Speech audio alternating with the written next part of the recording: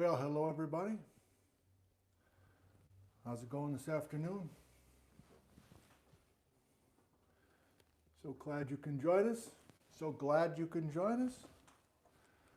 The local time is 1:44 in the afternoon here on a Friday afternoon.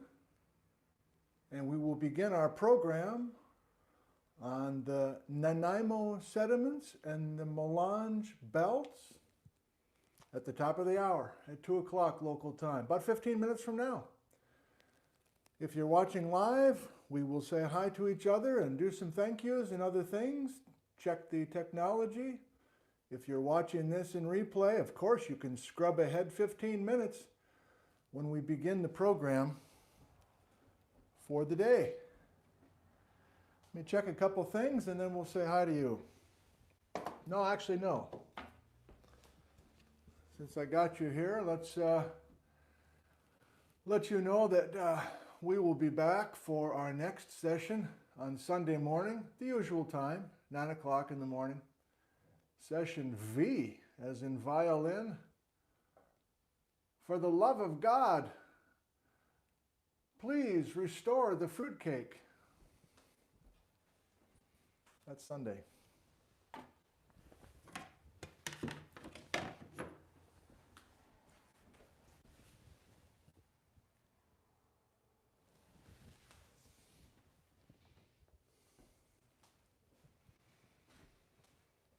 How are we doing? Are we functional? Where are you? Mukilteo, Selma, Oregon. Hello, Patrick, age 7. Jack is from Maine. Den from UK. West Palm Beach, Florida. Australia. Boise, says Jennifer. Jamie. Oh boy, going too fast here. We already have almost 300. Is that true? Is that true? Nice. Ottawa, Canada. Boulder Creek, California. Charlie's in Goldendale, Washington. Sabre is in Saguaro National Park, Arizona. Sabre, you're getting around. Matthew says 5x5. Hello, Carol and Gracie. Yuki, Edmonton, Alberta. Armadale, I'm going to say, Australia, hello. Taro is in Finland. Middle of nowhere, Illinois. Winnipeg, Manitoba. Great to see so many quality Canadians here. I heard something about audio low. Is that true? I really need some feedback if there's a problem. Otherwise, we'll proceed. Fred, 5x5 in Martinsville, Indiana.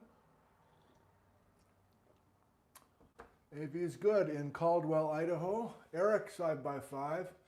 Jay says it's good here, especially the audio. Mark says the audio is low too. That's an unusual development. Another audio low.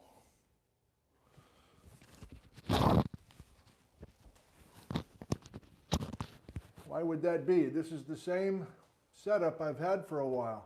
You're all saying low. Okay, let me try.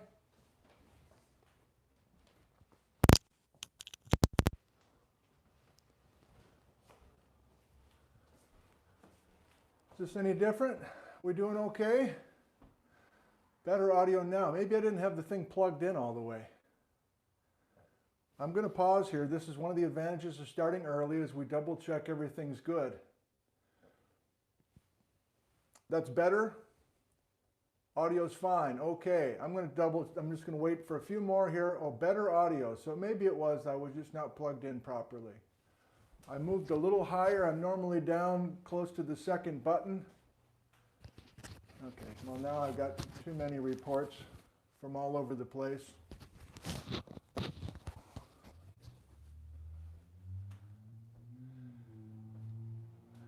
Okay, well I'm going to do a few thank yous and then I think I'll check one more time.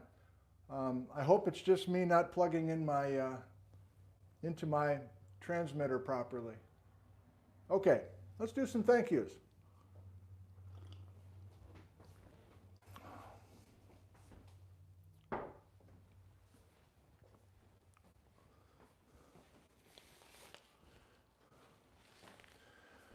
I looked hard for a note or a card or an email or something related to this. I can't figure it out. So if you sent me a book from Village Books in Bellingham, Washington, and you sent this book by Ned Brown, Western Washington University, Mountain Building Geology. I didn't know about this book.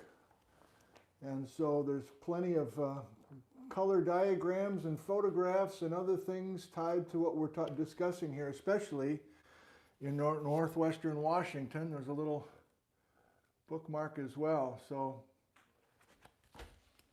okay, Judy says it's breaking up. So let me pause.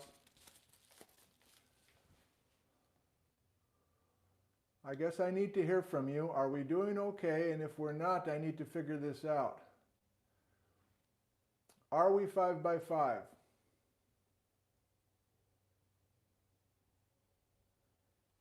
Okay, I'm seeing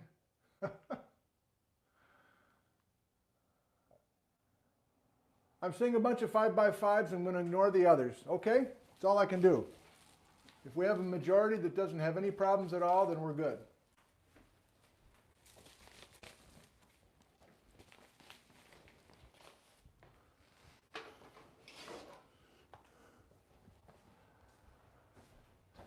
Tom from Yakima personally delivered all sorts of rocks.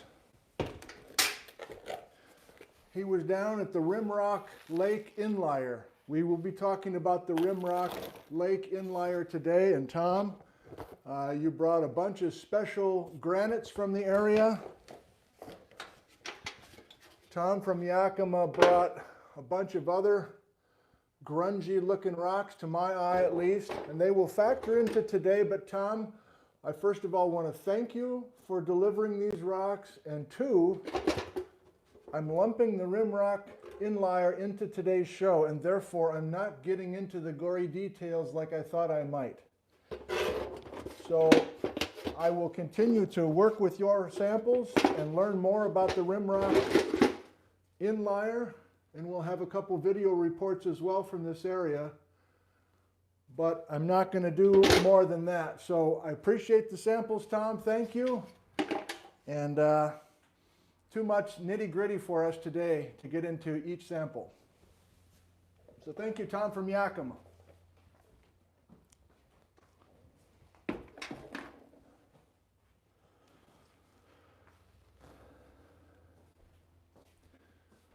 A box arrived from Klamath Falls, Oregon.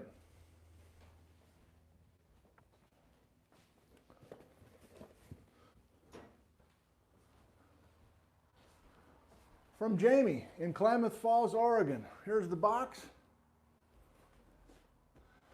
Everything arrived intact, Jamie. More than $20 of postage. I always kind of am shocked by that, so just the postage alone is a gift, I guess. You sent this from Silverton, Oregon, the Six Peaks Winery. We will enjoy. Thank you.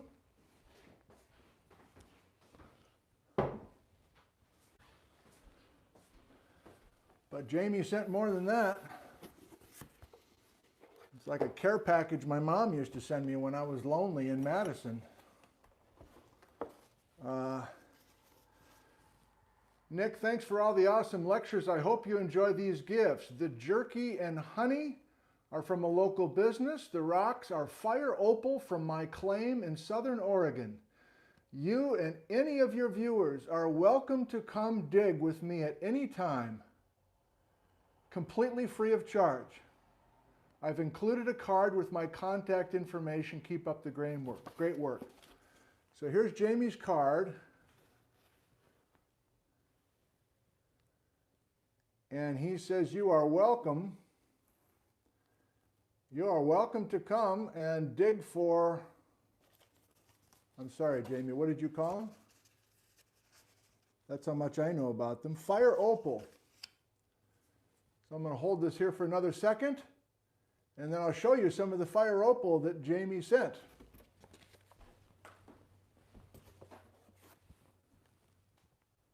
Look at these things. Let me flip you around. I'm going to flip you around for some thank yous.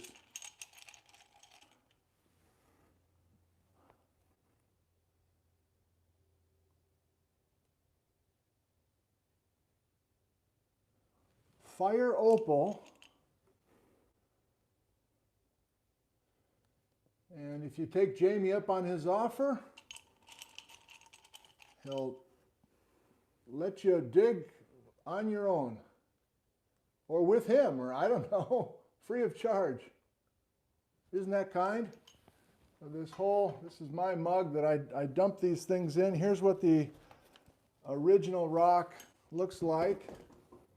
It's a chunk of his fire opal from Juniper Mountain in southern Oregon.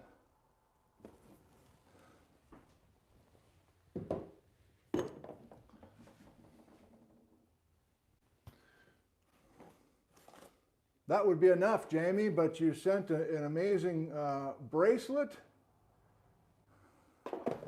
You sent honey, Jamie, from Klamath Falls, Oregon. Sent a digital clock. I kind of like my analog one, Jamie, but thank you. Some buffalo jerky.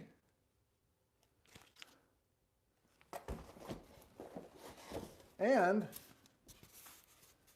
everything made it intact.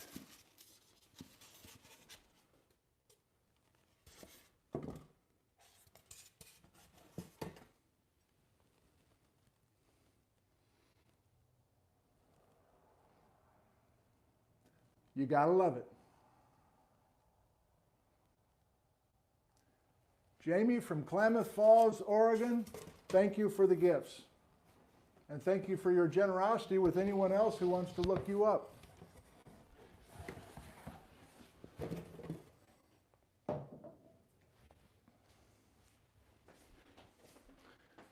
I got one more thank you.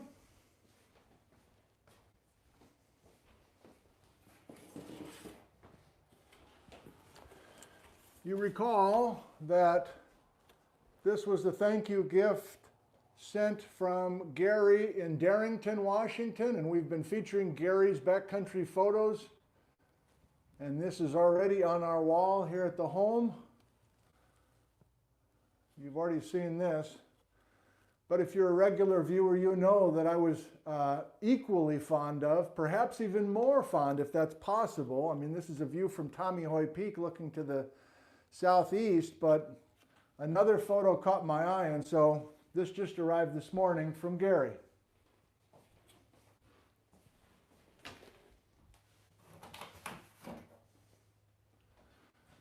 And this one Liz and I purchased. But again, the gift of time to order this and send it.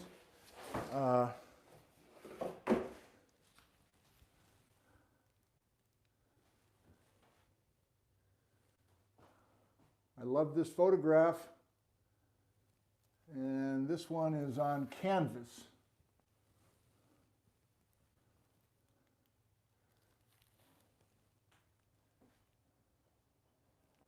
So, the Skagit Nice, part of today's program, believe it or not, the Skagit Nice. So I'm going to keep this handy, but it's way more than just a photograph of the Skagit Nice. So, Gary, take a bow. Thank you.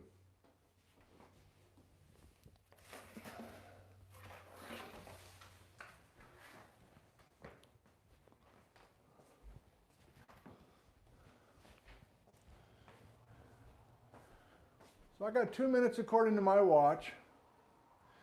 I don't even think I want to ask, but I am, because I don't know how to fix it. But can I ask one more time? Are we having problems? Or am I going to see 5 by 5 again? I mean, at this point, I think I want you to lie to me. I think I want you to play games with me.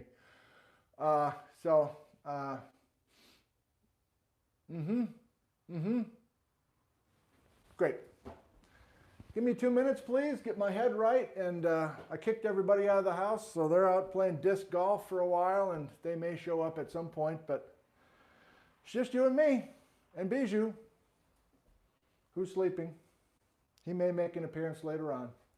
Thank you. We will begin our program on the Nanaimo sediments. I always have to hesitate. I always have trouble saying that. Nanaimo sediments and Melange belts. Thank you for joining us.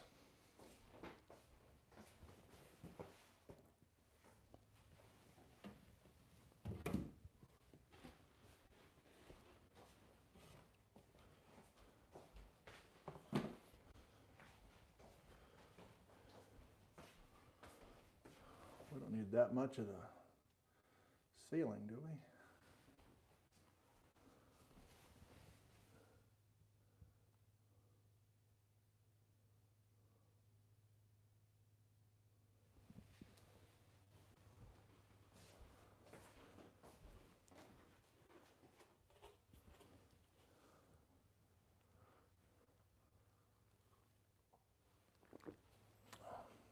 Hot mic.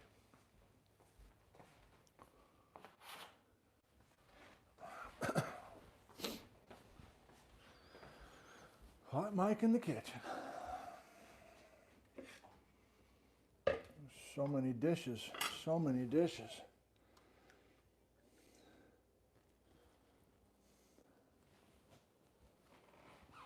Oh, we got people at the door. We're going to pretend we're not home, okay? We're going to pretend.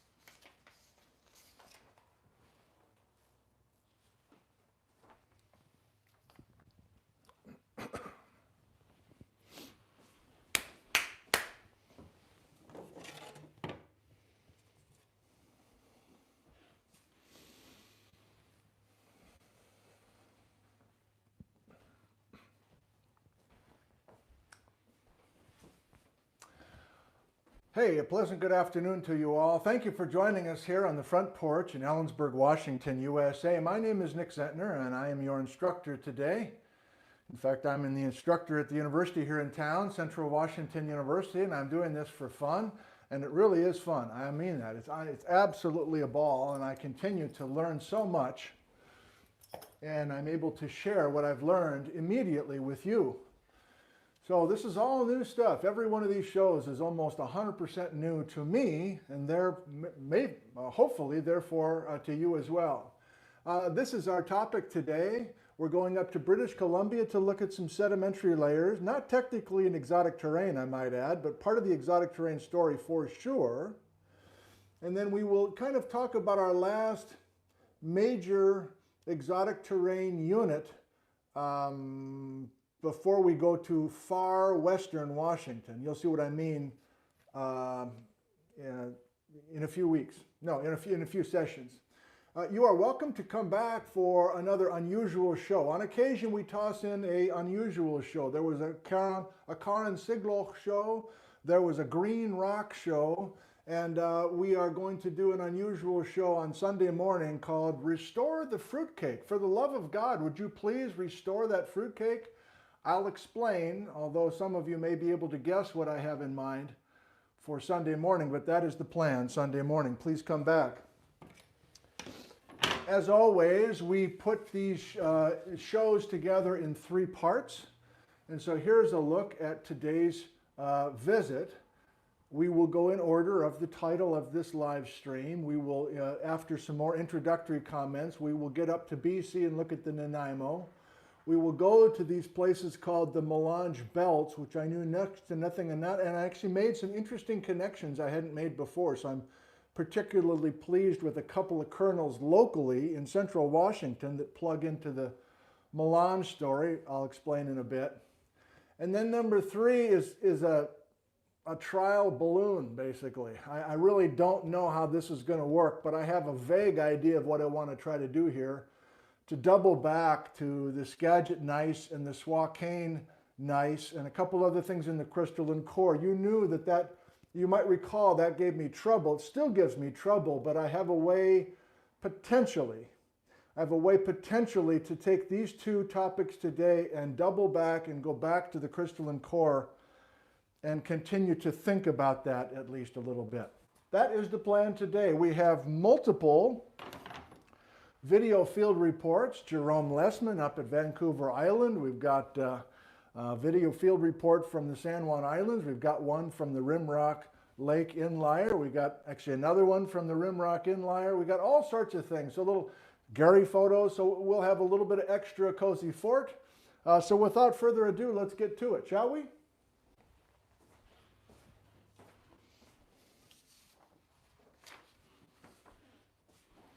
I hate to start cold. I hate to start and just not look back at all. You know that we do that on occasion. So we have been busy the last few weekends going region by region within the exposed basement of northern Washington and the North Cascades. And if you recall, we don't get that many looks. We don't get that many glimpses of the exotic terrain basement rock of the Pacific Northwest. So we really made hay while the sun shone. Sun shined, whatever the past tense is, here, and we're leaving. We're leaving this area rich in exposure. And I have to tell you right off bat, we're going to go to the west of the Straight Creek Fault. We're going west of the crystalline core. And I'm going to show you a map right now, Mappy McMap. I'm going to show you a hell of a lot of Melange belt.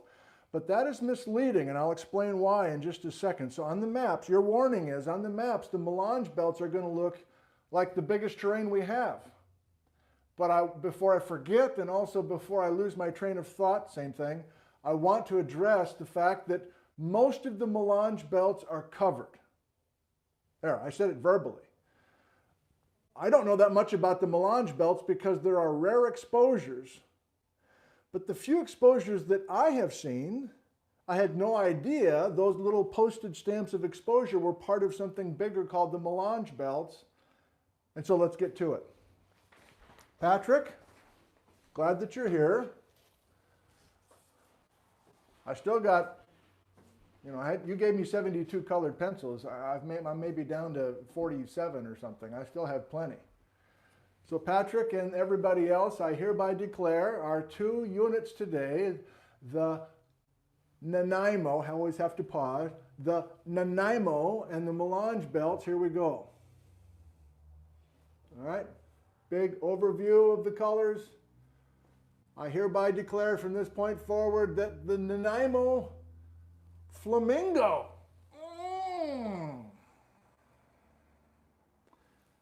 and the Melange belts, this kind of groovy chrome yellow. Now, if you're into this series, you know I pick yellow or shades of yellow only when we have what? We got some Tethyan fossils. We got some far-traveled stuff.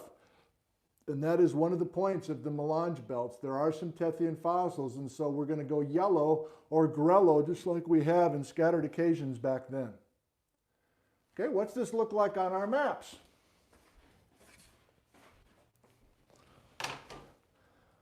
Mappy McMap here. Did you notice I had to clean up all my books and everything? This was a seating area yesterday, so whatever. All my books are in the basement now. Mappy McMap.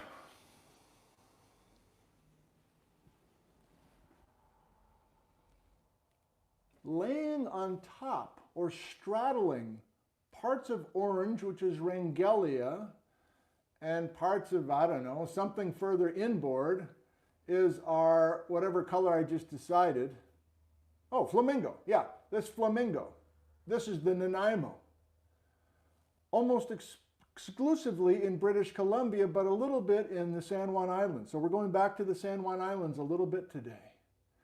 And then here, look at how big is our Melange belt. So you're like, wow, we're almost to Seattle? Really? Is there exotic terrain right near Seattle?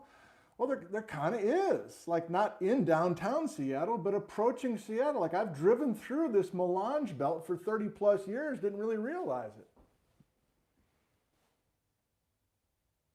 Oh, I was going to pull a big improv there, but I'm not. Let's stick to the plan. We need a more enlarged map, don't we? We got one. You've seen it before. We got one. Chrome yellow. Chrome yellow. Let's do it here. Okay? So by now this is looking very familiar to us. We've been so busy with all the colors and the piercing points and the stuff tied to Cache Creek and stuff not tied. Here's Quinelli, etc. Okay, so this is our new guy here today, and I need to explain. I wasn't sure how I was going to do this till yesterday morning, and then I decided, we're going to color it all one color. So I'm lumping here for a number of reasons, but let's just go right to it. There's something called the Western Melange Belt, Eastern Melange Belt, and Helena or Helena Haystack Melange. So all three of these is what we're referring to in the title of the show as Melange. And you go, okay, yeah, I guess that's a fair amount of real estate. And notice we're due west of the Ingalls and the Chewacum and the Nason Ridge and the, this is south of the Easton here. But when I really flipped over and I put in the roads, remember, and everything else, oh my God, look at all this chrome yellow. I like that shade of yellow, by the way, just FYI. But these are our roads. Here's Everett and US 2. Here's Seattle right off the map and Interstate 90. Here's North Bend, for goodness sake. I can't hold it. Mount Si above North Bend is made out of rock from the Western Melange Belt. Denny Mountain at Snoqualmie Pass or Franklin Falls underneath the overpass, if you know those spots, right at Snoqualmie Pass. Eastern Melange Belt, part of the Melange Belts, in other words. And look at what we have here. This southern outpost, way down here between White Pass and Yakima, Washington, US 12, is coming right through the Rimrock Lake Inlier. Most geologists, not all, but most are now seeing enough detailed evidence in the Rimrock Lake Inlier, this pretty big postage stamp that's surrounded by cover, you know, where there's exotic terrain everywhere that we have white, but of course it's buried by younger stuff. We're going to lump that with, and I'm not the only one, with the Melange Belts. And you might recall that we were up looking at some beautiful blue schist and green schist in the Easton, and then we hopped down, I don't think we had a video field report, but Hicks Butte Inlier south of Cle Elum, Washington. Well, sure enough, we even have some Melange Belt on the east side of the Straight Creek Fault in the Menashtash Inlier. So, why not? I was going to save it till Sunday, but why not? I did it now. So remember our piercing point game with the Straight Creek Fault. If you haven't figured it out, we're going to do nothing but, restore strike-slip faults on Sunday morning. And there's a reason we're going to do that. We're going to take one beautiful scientific paper that pretty much did all that. They said, we got strike-slip faults galore, let's restore all of them. Not just the Straight Creek, but let's do it with the Straight Creek. We've done this before. Here's our map today. I'm not going to go through the whole thing. We've done it already a million times, correct? But as recently, let's see. Let's just go back to it. So if we restore the Straight Creek Fault to 50 million years ago, We're restoring a bunch of things. The gray is restored. The Mount Stuart batholith, the pink blob in the middle is restored. And we're even restoring the chrome yellow, the Melange belts. The way it is today, the way it was back in the day. That's a taste of what we're doing on Sunday. Believe it or not, I have one more introductory comment.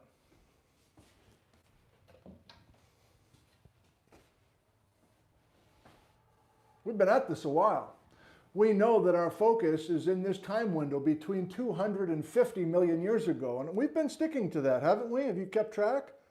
The cardboard box with all the strat columns on it, you know, most of our action is right here, not only making the terranes, but assembling them. Has it dawned on you this MZ is the age of the dinosaurs? Like dinosaurs are all over the planet? Dinosaurs are thriving during Pangea time, during the age of the Mesozoic. That's the hallmark, that's the headline event from the Mesozoic. Like I don't care what dinosaur bone it is, dinosaur bones are in Mesozoic rocks. They're not in Paleozoic rocks. Dinosaur bones are not in the Cenozoic. If you got a dinosaur bone in some bedrock in your backyard, I know that that's Mesozoic bedrock. No questions asked. So why haven't we had dinosaur bones in all of these exotic terranes? It's a fair question. I think one way to answer the question is we haven't had the right kinds of rocks. We've had a lot of metamorphic rocks. We've had a lot of igneous rocks. We've had a lot of ocean floor rocks, haven't we? I don't know much about dinosaurs, but I know there's not whole groups of organisms called dinosaurs living in the bottom of the ocean, holding their breath down there. So we haven't really had the right kinds of rocks. However, the last two shows, we've been focusing on sedimentary rocks, haven't we? The Skagit had a bunch of sedimentary rock added to it. That's Act 3 here today. The Swakane biotite gneiss was originally an Arcosic sandstone. Last show, the Metau Basin was a bunch of Arcosic sandstones and some glomerates and everything else. And today we're also talking about Arcosic sandstone. So we really are talking about sedimentary rocks in a relatively quiet environment. Why aren't we finding dinosaur bones in these exotic terranes? Well, we found one. Are you a fan of dinosaur bones? There actually was a discovery. The first dinosaur bone ever found in Washington was found in the Nanaimo group. We're finally to Act 1. So, Sucia Island, well, I might as well show it to you right now.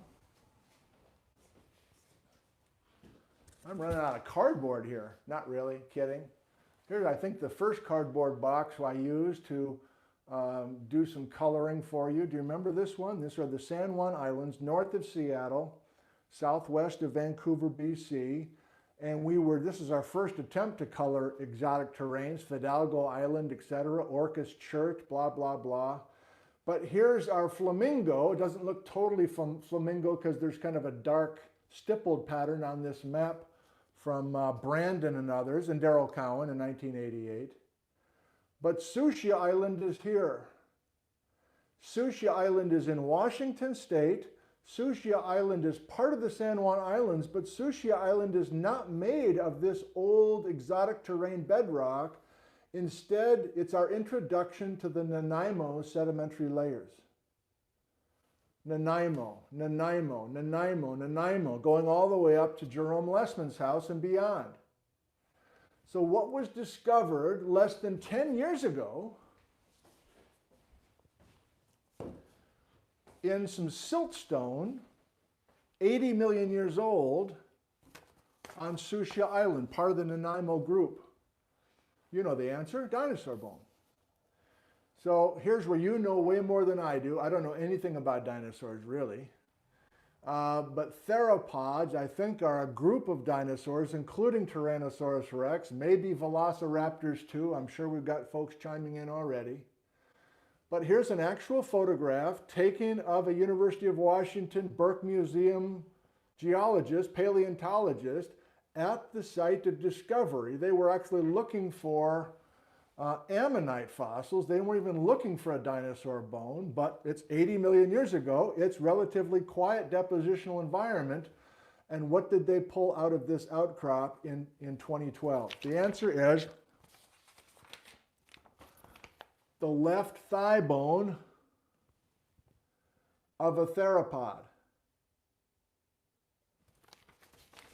in the Nanaimo group. Here's the fragment of the thigh bone that they discovered. Here's a model of a full left thigh bone of a theropod from the age of the dinosaurs. It's on display in the Burke Museum, which is now closed, of course, but hopefully soon will be opened back up to the public. And it's an 80 million year fossil because it was a bone pulled out of an 80 million year old siltstone in the Nanaimo group. Okay, so that's exciting, and somehow I want to give us a sense of why those Nanaimo sediments are there. If they're not really an exotic terrain unit, why are we even talking about them? There are many reasons, not only today, but next weekend as well. Now, I feel like I have many weaknesses that I share with you, but I have a couple of strengths. And one is I usually have a pretty good sense of what the public wants to know about. And I know how to kind of read the public because I interact with the public of all ages on a regular basis. But I totally was surprised when I gave a public lecture 3 years ago talking about this dinosaur in this full crowd of people. And I opened with this dinosaur story and said this is the first dinosaur bone ever found in Washington. And suddenly I felt, you know, if you do public speaking, you can feel when something's not right. You know, maybe even not a lot of audio stuff going on, but you can just feel the electrons or whatever in the room just kind of stir a little bit, like you just said something that is, you know, snapping people out of their focus. But in this case, it was more than just that. It was people speaking up, like, oh, how about Sela? First dinosaur bone, how about Moxie? Like they're shouting stuff out.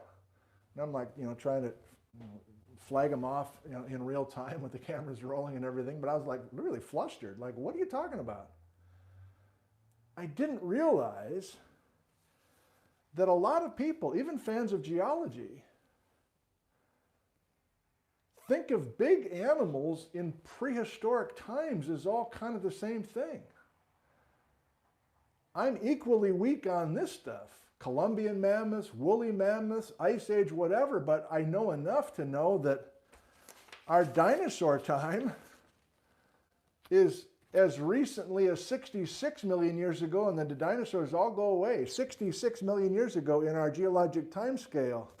And these dudes are walking around in central Washington less than 2.5 million years ago, we have these woolly mammoths or Columbian mammoths. But many people, more than I ever dreamed, kind of conflate these two. They kind of mix these two up and think they're all dinosaurs or they're all mammoths or something. What?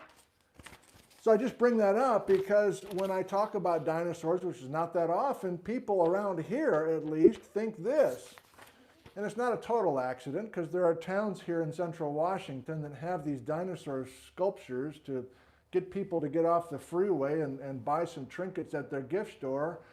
And this is in the town of Granger where they did find a mammoth, and yet they've got statues of dinosaurs and Vantage Wash and everything else. Okay, so a little more of an intro than I wanted there, but this is the age of the dinosaurs. No, they're not mammoths. Yes, the only discovered dinosaur bone that's been found so far in Washington was that guy in 2012, Nanaimo. Let's get into it. Nanaimo.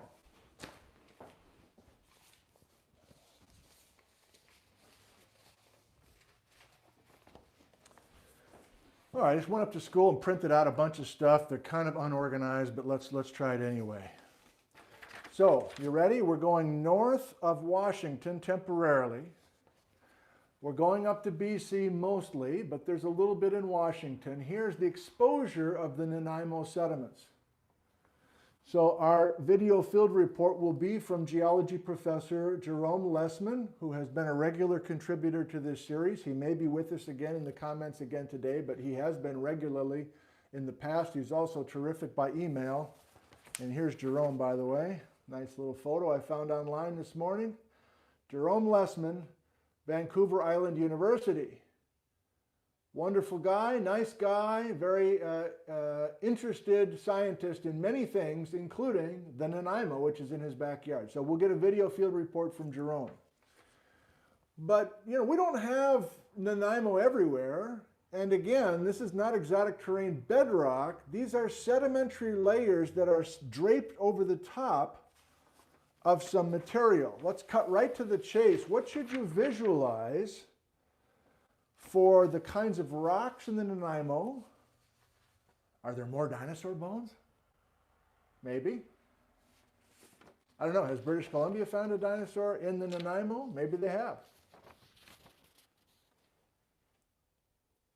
So here's our ages of the Nanaimo. I'll go to the box in just a second to put this into perspective. Between 90 and 66 million years ago, Nanaimo is our topic right now.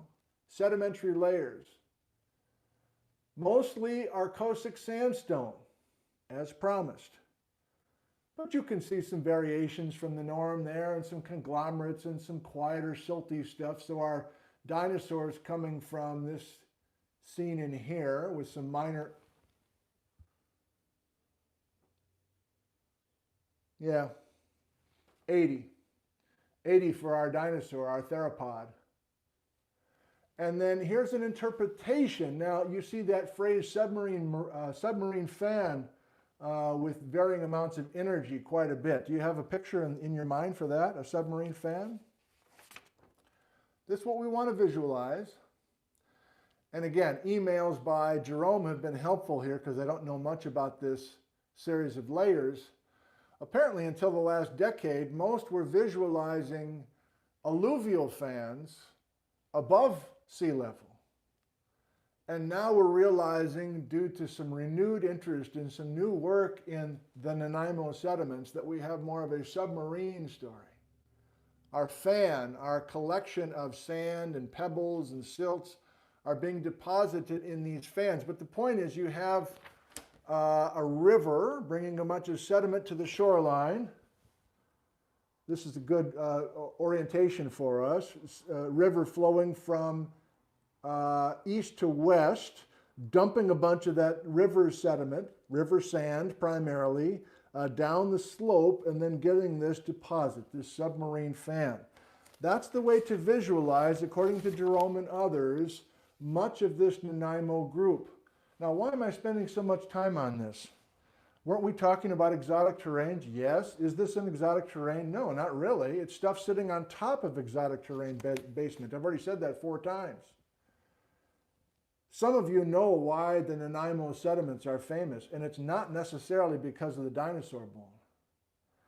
And you're going to have to wait till next weekend to see the full power of the Nanaimo. Our humble goals today is to lay out the basics of the age of the sedimentary. I'm just going to say sandstone from now on, even though you know it's more than that. Here, you want some photos? Beautiful shots that you can easily find. I just Googled Nanaimo geology, and I found all sorts of images.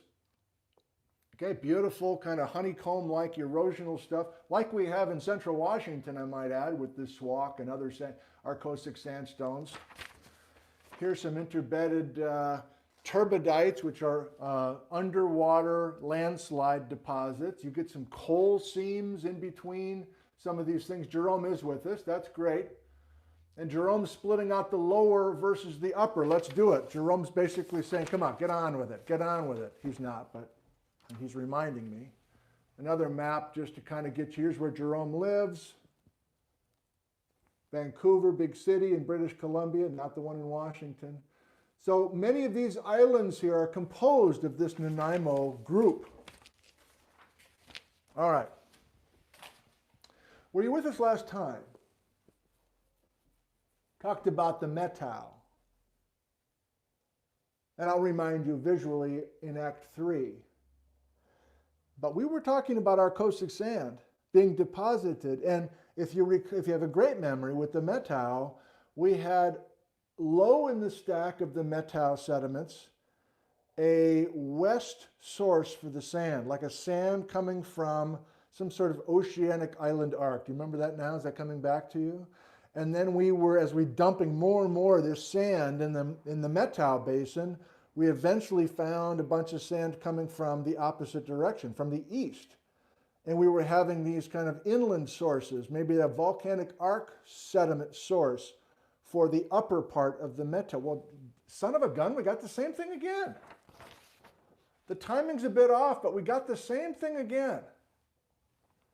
So colored in our flamingo from 90 to 66 million years ago is the Nanaimo Sandstones. I'll just say that from now on. This whole package of sedimentary rock, it's not metamorphic, it's still sedimentary. We pulled the dinosaur bone out. You just saw some pictures. It's sedimentary material.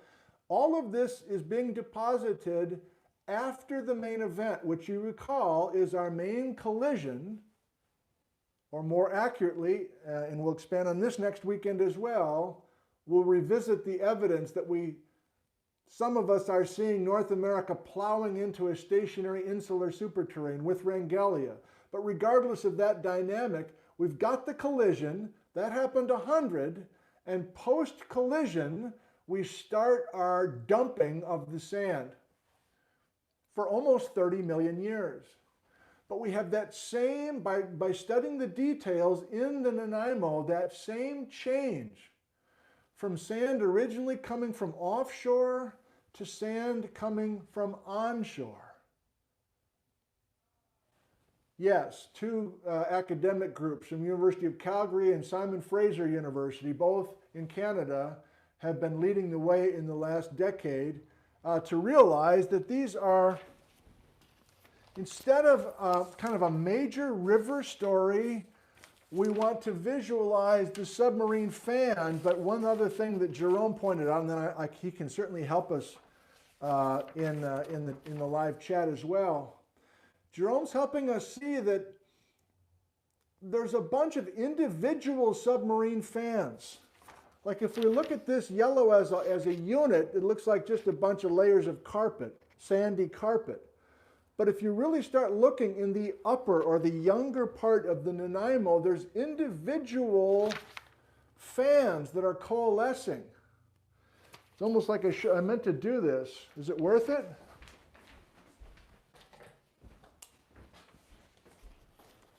It's almost like, can I do this? It's almost like we have rivers coming from the inland between 90 and 66 million years ago. And of course, much of it's underwater now and it's not exposed. But just imagine lots of Nanaimo here. And the point I'm trying to make, and the point that I've gathered from Jerome and others, is that there's individual lumps, individual submarine fans with sand coming from the interior. I'm setting you up for next week. You'll just have to take my word for it. I'm setting you up for next week. But in this quiet depositional environment is our dinosaur bones. Singular, maybe plural. Okay, we got to move on. It's already 2:30. Let me just double check. Would you mind? See what else I have for you. This is our main diagram that I want to use in strat column. Oh, you know what? Yeah, let's do it.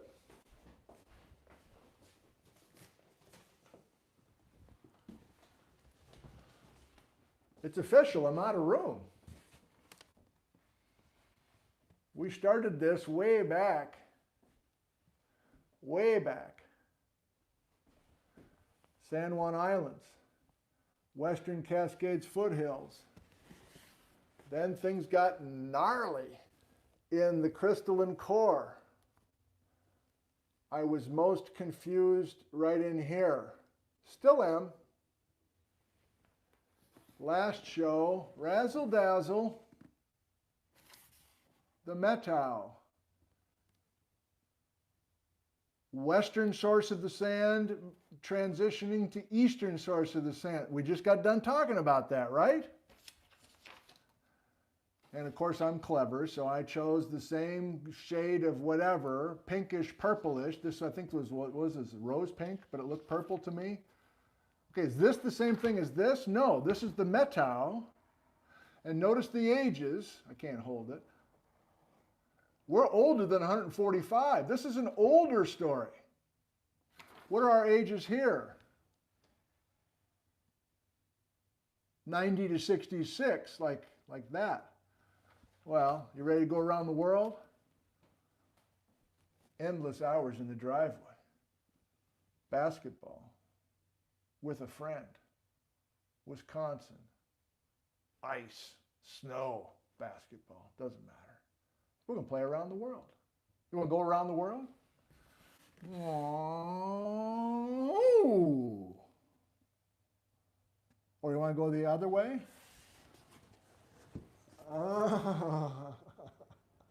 Around the world, Metal, Nanaimo. You're like, stop, I'm getting dizzy.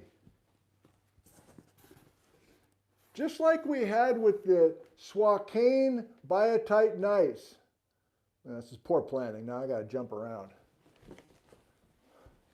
Remember how weird it was? This was so tiny and was so young.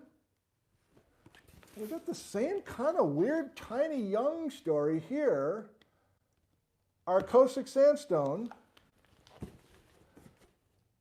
Ah, shit. Sorry, Patrick.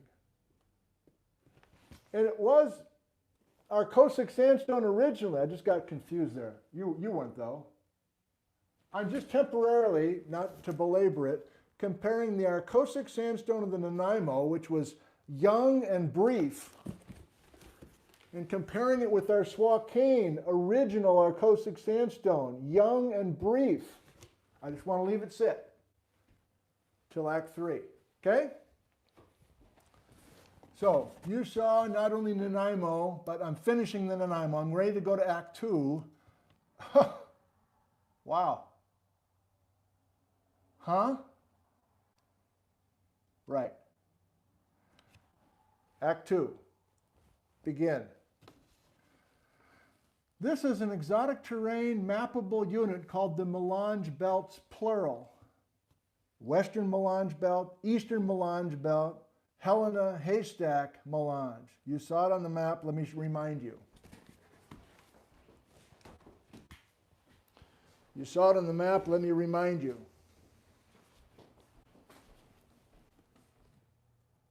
Like, the Nanaimo is not even really here. It's not even on this thing because it's sedimentary cover. But now I'm reminding you, because we're in Act 2, Melange belts, Western, Eastern, and Helena, Haystack. All together, the Melange belts. Okay. So, what information do we have? Well, right off the bat, it's a mess. It is a melange.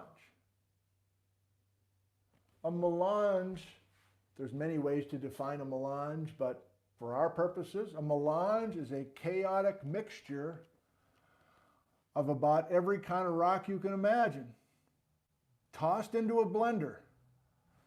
And there's big blocks and there's small blocks, and there's big chunks and there's small chunks, and there's a matrix, meaning there's kind of a background unit of stuff that's holding a bunch of this material together, or at least in between these individual blocks. And I'm cartoonishly trying to show you a variety of the blocks of material that are coming from other places, number one.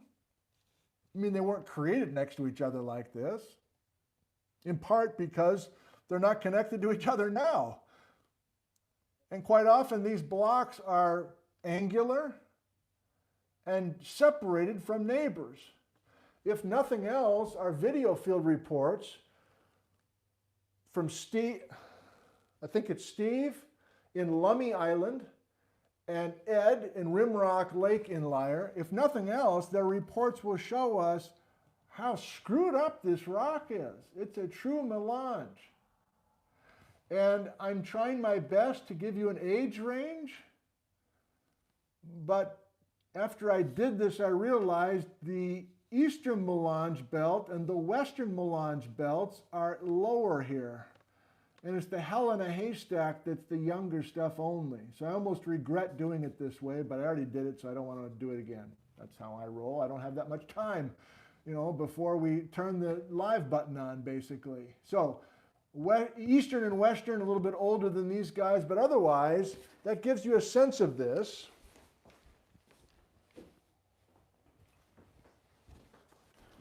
And again, I feel I need to hit this hard.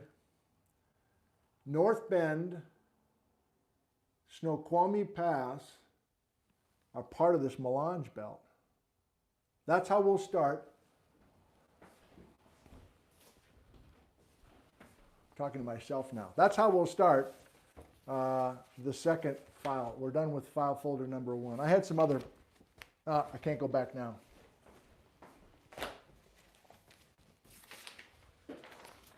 Right? Melange belt. We're in Washington now.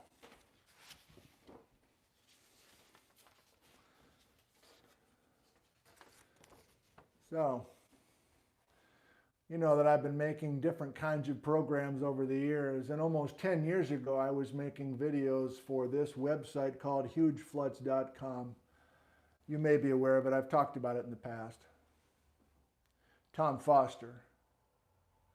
And Tom and I made a bunch of things, 2-minute geology, other kinds of short things, but Tom had the idea to do a I-90 Rocks series.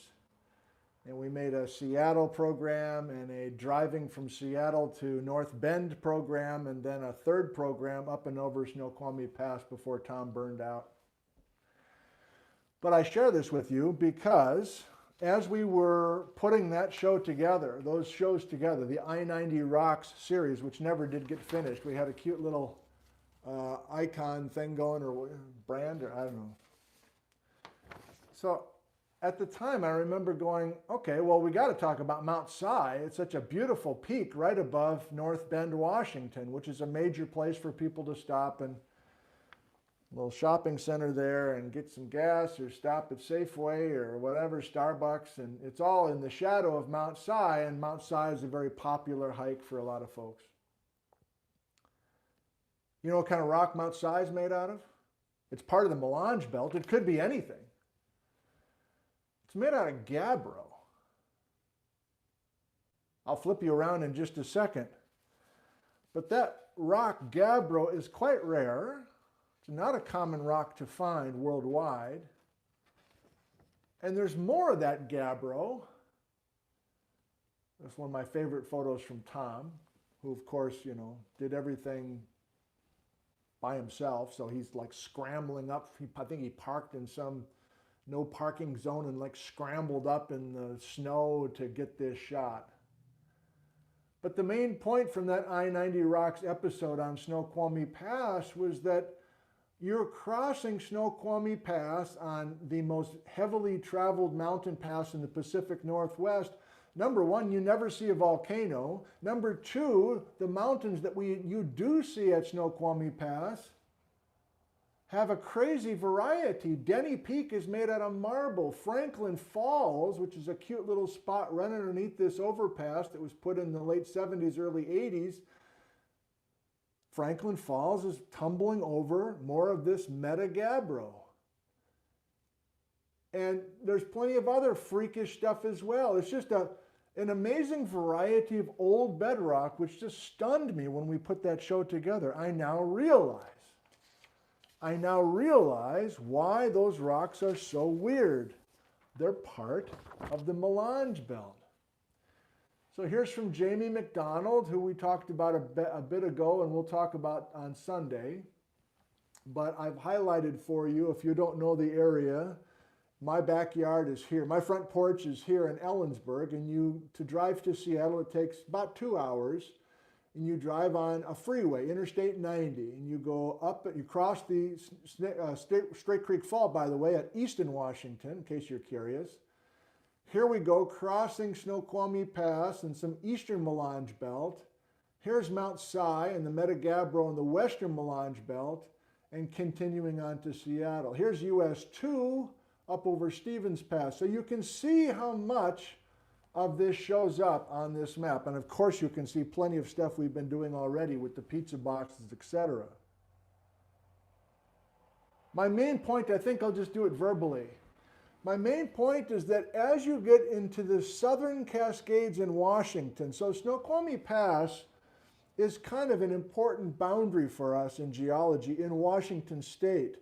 When you get south of Snoqualmie Pass, you essentially don't see any exotic terrain bedrock. There's so much young Cascade lava rocks, mud flows, other things from the 40 million years worth of Cascade eruptions burying all the exotic terrain. That's why the Rimrock Lake Inlier is such a rare chance for us to see the fruitcake. In the southern Cascades of Washington, there's just nothing else to see fruitcake-wise. But the reason we can see so much of the fruitcake, so many of the exotic terrains in the Cascades north of Snoqualmie Pass is because there's been a lot of uplift in the North Cascades. There's been a lot of tectonic lifting, and when you uplift, you intensify the erosion. And so as we've discussed, both Mount Baker and Glacier Peak are active cones, but there isn't a bunch of mud flow or andesites or other young Cascade lavas surrounding them to a fair degree because of that ongoing uplift. And you might wonder why that is, and it's the clockwise rotation that we'll talk about the last weekend we're together. Yeah, we're almost to that point. We're closing in on the end of this series. So, pause. Let's go back to the box. If you're real sharp, and most of you are, very sharp, you're already remembering we've talked about something like this before, where we've had, what's the red? The red star are Tethyan fossils, and the western Melange belt has Tethyan fossils within them. We've talked about Grello-type units. You see where I'm going? We've had yellow or Grello-type units with an incredible variety of things. I think the phrase I used before was the dog's breakfast, indicating that pretty much everything is in the dog's breakfast that the dog can get its paws on. Well, I'm from Wisconsin. There's a lot of idioms back there, I realize. I used to, when I was 19, I would call it, yeah, I'm sweating like a butcher. Like, I wouldn't even think about it. Like, oh, yeah, you're sweating like a butcher. I'm 19, like, in the peak of my coolness. Like, it was about 3 weeks, I was extremely cool. Sweating like a butcher. My mom had tons of those sayings. Well, you've heard the phrase, everything but the kitchen sink. I think I tried to use it last time and I screwed it up. Everything but the kitchen sink. I had to look it up. I had to Google everything but the kitchen sink. Apparently it started to be used in the 1940s or whatever, implying that you've got everything except for the kitchen sink. So we have kitchen sink terrains, and this is not the first time we've dealt with this. I look back the last few weekends. Here are 3 pretty significant melanges that we have discussed. And I didn't even really talk about the Cache Creek, which was kind of the premiere or the first time we dealt with this concept of Tethyan fossils, a chaotic mixture of a variety of rock units, and all scrambled together like they were tossed into a blender. But you'll notice we have different ages here. I'm not saying this is exactly the same stuff. And by the way, as Darrell Cowan is fond of pointing out, there aren't any Tethyan fossils discovered yet in the Napiqua, in the crystalline core. So I don't know if we can really correlate there. And you might kind of wonder how we can actually get ages for a melange at all. Like if every block is a different age, how can you say anything about the age of the unit as a whole? And I don't know if it's worth a bunch of time on it, but you're basically taking the age of the blocks of things are youngest. You're taking the youngest blocks and knowing that the melange had to be there before that. Even the way that was said was awkward. Let's not go there. I do want to point this out, and then we're going to read out of Ralph Haggerud's booklet one more time, because I'm fond of it at least. And I need to flip you around as well. But there's blocks in the melange belt of gabbro, there's blocks of marble, there's blocks of other things. But the matrix, especially of the western Melange belt, wait for it, the matrix of the west Melange belt are Arcosic sandstone.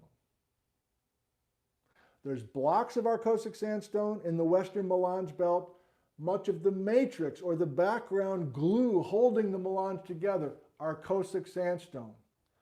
So there is a theme. I never dreamt that I'd be talking about Arcosic sandstone so much in this series. When I started, I thought I'd be, I just visualized metamorphic rocks and big plutons, which we've also ignored to this point. That's coming next weekend.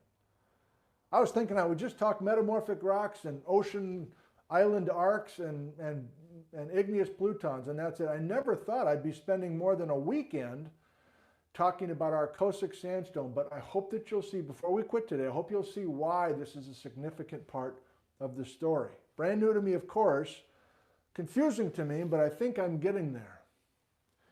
Okay, what did I promise? I promised to read from Ralph, and I promised to flip you around. And before I forget what I have here, we're going here by video. West of Yakima, in this beautiful cascade scene, there's a rather significant glimpse at the fruitcake in amongst the trees. It's Melange. It's not pretty, but it's there. Yeah, I don't know. Maybe I'll toss it in later. I've mentioned Bob Miller before, and Bob Miller, as I understand it, did his early work in the rim rock, and the rim rock inlier is one of those metamorphic glimpses, in other words, parts of the fruitcake that have been understudied. There's Bob's work on the rim rock 40 years ago, 30 years ago. There was one master's thesis from Western Washington 20 years ago. I think there needs to be more work done. The Rim Rock Lake Inlier. Rim Rock, Snoqualmie Pass, Mount Si. Let's flip you around.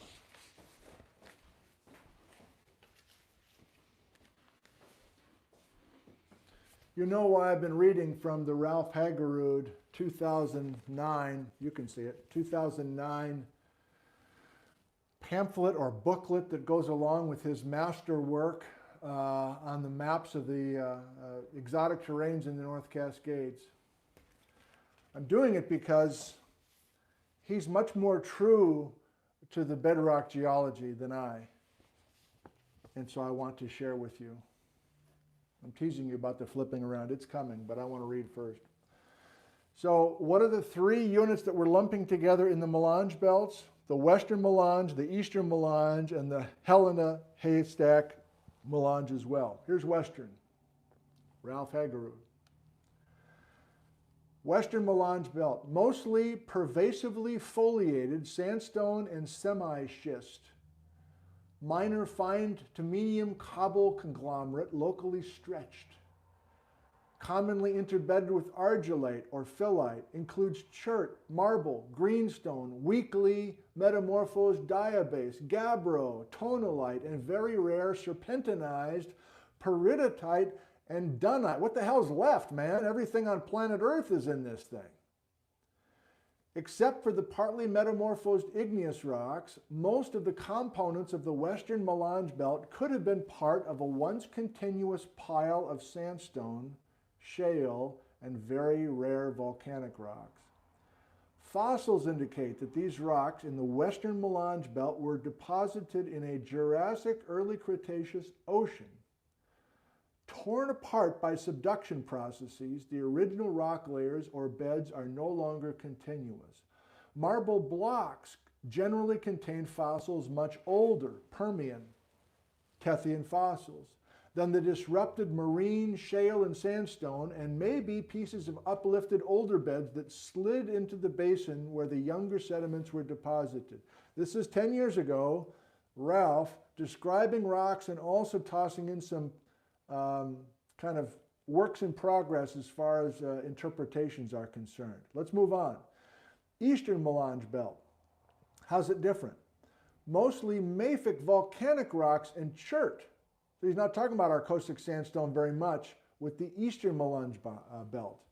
With subordinate Arcotic sandstone and foliated sandstone, argillite, phylitic argillite, and marble includes large masses of gabbro. That was Mount Si and Franklin Falls. Metatonalite and gneissic amphibolite. Watch past shows to get some of these words. Locally contains serpentinite and serpentinized peridotite. Like the western belt, the eastern belt may have formed in a subduction zone. Its rock components range from Devonian to late Cretaceous in age based on fossils and isotope ages. Large bodies of migmatitic gneiss. You remember migmatite? Chris Mattinson, Chelan migmatite. You remember the gneisses, the banded gneisses and the orthogneisses of the Skagit. Large bodies of migmatitic gneiss within the Melange are locally mapped. These rocks make up the impressive summits of Mount Bering, Merchant and Gun peaks. Hard amphibolite and gneiss stick out of the relatively softer, more easily erodible metasedimentary rocks that surround them. They are exotic blocks or knockers in the Melange displayed on a grand scale. Cue Gary's photograph. So I would think of this as Skagit gneiss. It is. Migmatitic gneiss, swirly, complicated, hard, metamorphic material. This is bedrock, part of the Skagit gneiss in the high country on Washington 20. But what Ralph is telling us is that there are huge blocks of this kind of stuff within the Melange, within the kitchen sink stuff, that are so big they're actually making up some of these summits. I find that amazing. We move on finally to the Helena Haystack Melange, which I don't understand very well, but it's a little bit younger than the other two. He's giving us a definition of a melange first. I don't know why he's doing it now. A melange is a geologic formation of contrasting rock types all mixed together. This melange, the Helena Haystack, contains blocks of rocks that could not have formed in the same place as the matrix, the material that surrounds them. Geologists commonly call such blocks exotic. Mixing may have taken place on the ocean floor as a result of extensive submarine landsliding, or in a subduction zone as the two plates ground material between them, or in some other large fault zone. The components of this Helena Haystack melange suggest derivation from deep ocean floor. That is, they are fragments of original ophiolite layering. We map this unit as peridotite or serpentinite matrix and as blocks of resistant rock. And he goes on. We don't need it. Okay? So there's lots going on and lots more work to come on the melange belts. Difficult to get to the outcrops, complicated as hell, sorry Patrick, when you actually get your nose on it, as you'll see with our field reports, including moi down there using Bob Miller's report at Rimrock and like completely confused and trying just to say some basic things. It's comical, if nothing else, just to see somebody make a jerk out of themselves. Okay.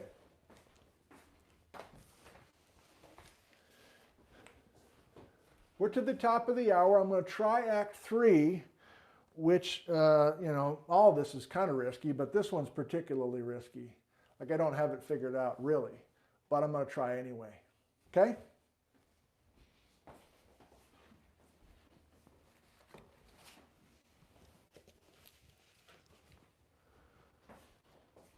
Act 3 was what?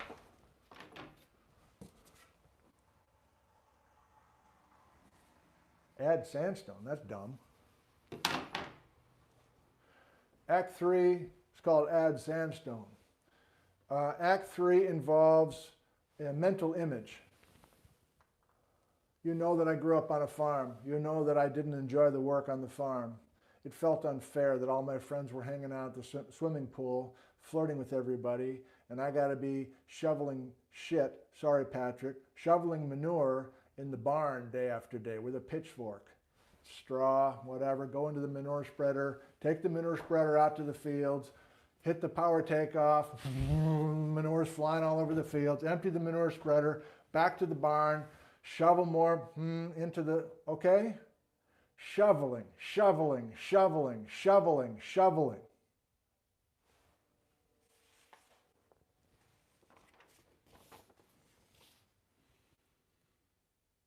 Skagit gneiss. You need a visual?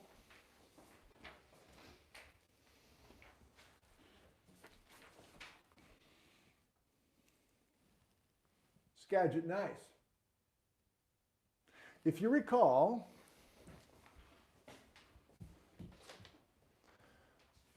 by studying the tiny details in the Skagit gneiss, it was clear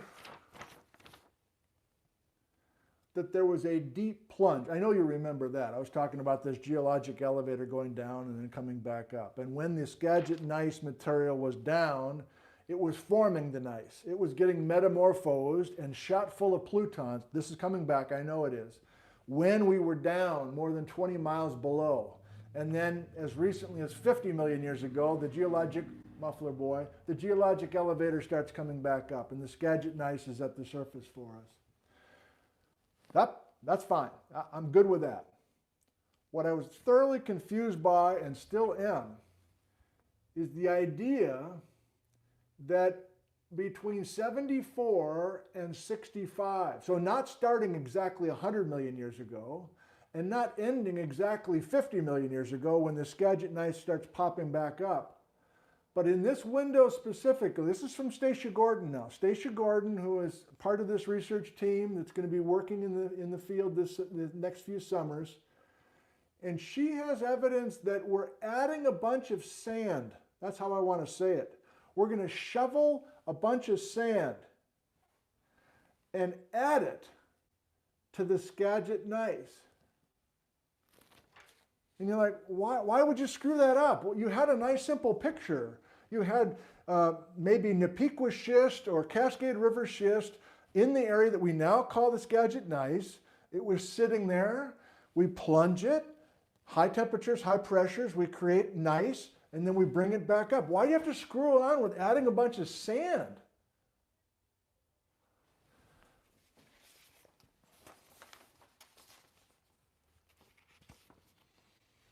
Well, Stacia has many talents, including being a master at this new technique of teasing out these incredibly tiny little grains of a mineral called zircon. And you can study these tiny grains of zircon to get ages, high precision uranium lead ages. That much I can grasp. But you can also start looking at isotopic chemistry of the grains themselves, specifically an isotope I know nothing about. I even had to look up how to spell the frickin' thing. Hafnium, HF. And you can talk about a composition history coming from the zircons. Zircons in the Nanaimo, that's famous next weekend, but zircons in the Skagit, in the Swakane, in some of the crystalline core rocks as well. And when you magnify these tiny little grains, you want to see how small they are? I can need two hands to hold this. I can't remember his name, but he's dropped off a whole bunch of zircons grains. He works in a power plant in the Kitsap Peninsula. This is in a Wildcat Chocolate Mint winery. This episode of Nick from Home brought to you by Weininger's Ice Cream. You've got to love it.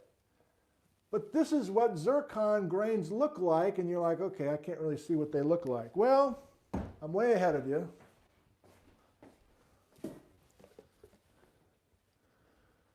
Now, when I did an exotic terrain lecture 3 years ago, the one where I was, thrown by the dinosaur mammoth people, I kind of read that these zircon grains are about the size of an individual grain of kosher salt. I don't have to flip you around, do I? Those are a little coarser grains of salt than the normal table salt. Kosher salt, a little bit coarser. Well, that may be true. I don't know. Stacy or somebody can help me. Are the zircon grains that we're analyzing to get this kind of detail? Look, there's rims, there's zones in this stuff. The original interior pit of the zircon grain is detrital, meaning it was eroded out of some other bedrock. But then the rims are a different age, recording metamorphic events and compositional changes as well. It's crazy, man. And so these are actually too big compared to the grains of zircon that, wish I could remember your name, sorry, gave me. So the zircon grains that were gifted me, I'm flipping you around because I also forgot to show you the gabbro. I knew I'd do that.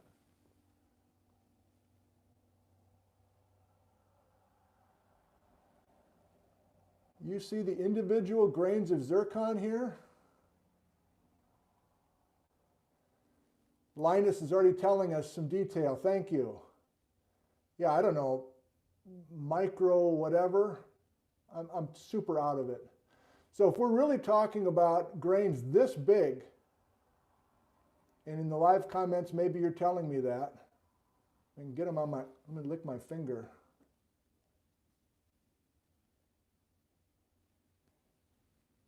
Come on, baby. Come on, baby.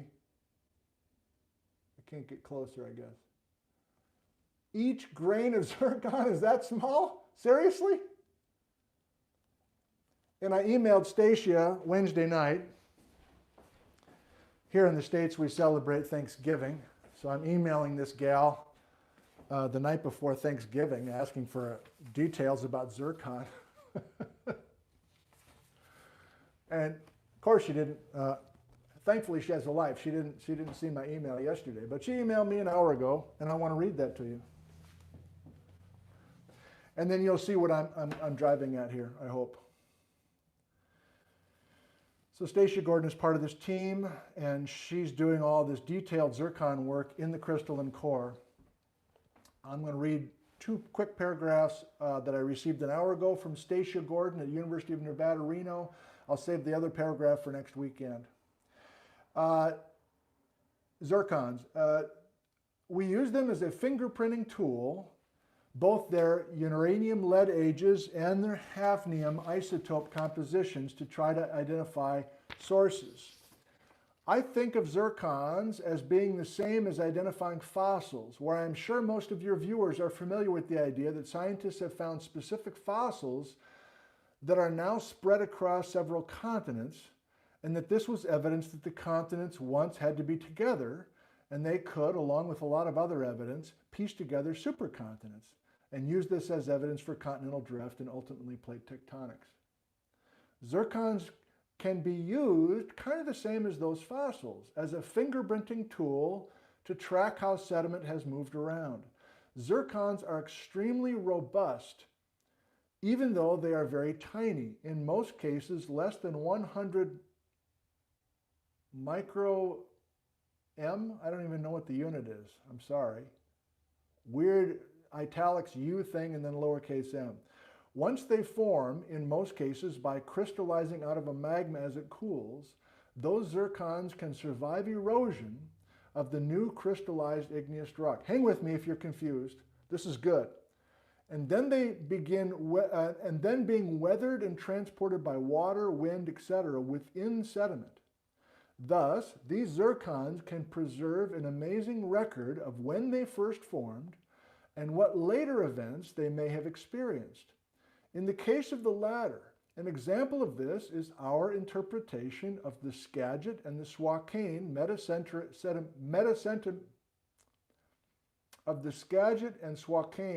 meta-sedimentary rocks, in that they represent forearc sediment that was underthrusted into the volcanic arc and metamorphosed. Zircon that was in the forearc sediment was heated up, placed within the mid-crust of the arc. Fluids and metamorphic reaction caused the new zircon to grow on and around the older zircons. Thus, the zircons that Kirsten Sauer and I studied have a detrital core and a metamorphic rim. you probably don't see where I'm heading with this. First of all, I'm just trying to give you a sense that we're down to this level of detail within these major metamorphic units high in the North Cascades Mountains. Second of all, Kirsten and her advisor Stacia have published a lot of papers in the last 5 years talking about this window between 74 and 65 million years ago where we need to add a bunch of sand into that central core, and that's when the metamorphism is happening as well. And that's when we shoot the whole area full of these crazy amounts of plutonic material. The second flare-up of magmas. The first round of flare-ups happened shortly after the main event. Mount Stewart pluton, for instance. So is this what I'm leading to? No, I'm leading to this.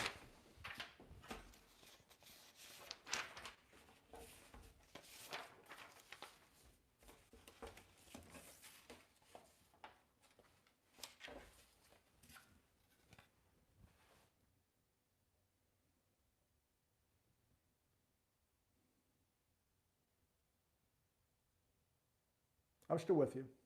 I'm just waiting, pausing for dramatic effect. The crystalline core, which is the centerpiece of the North Cascades, the crystalline core that will be the centerpiece of this work, of this research team that I've a minor player within.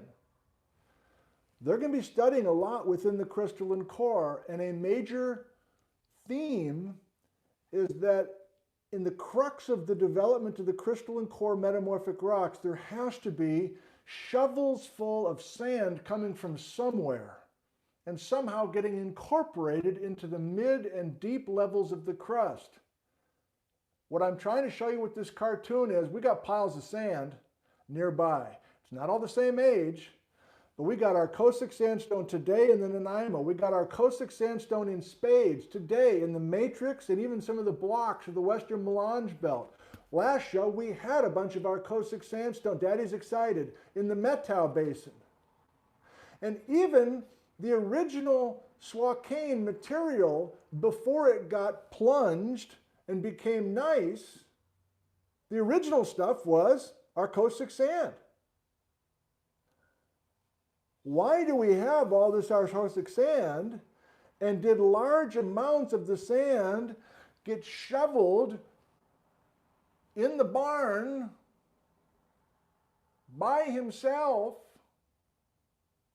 bad skin,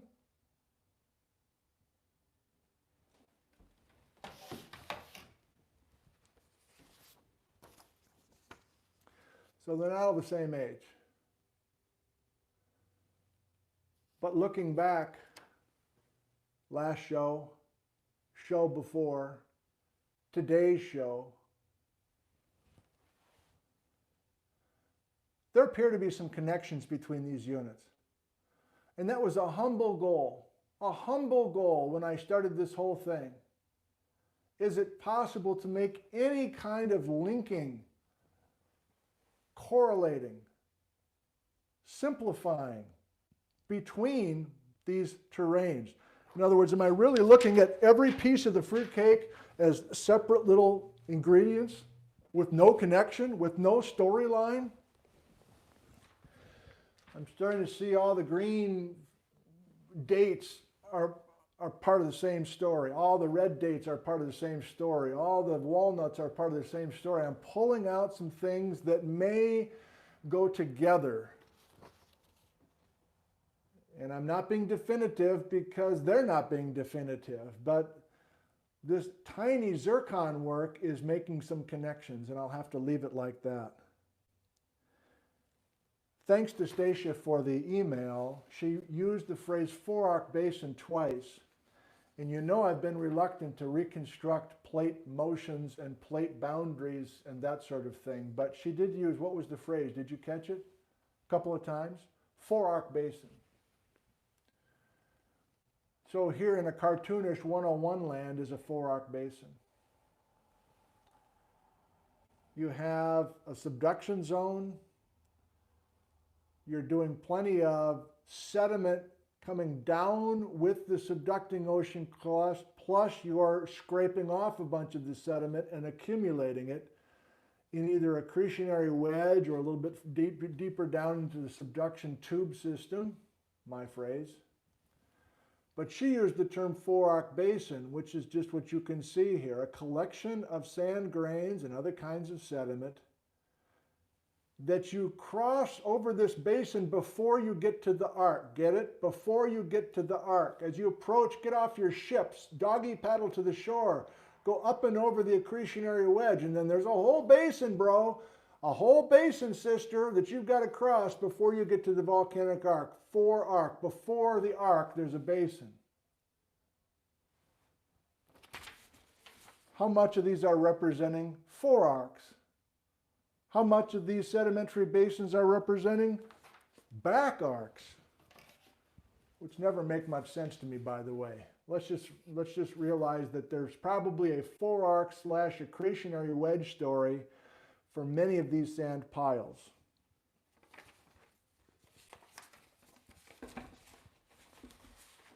You want to see some gabbro? Let's do it.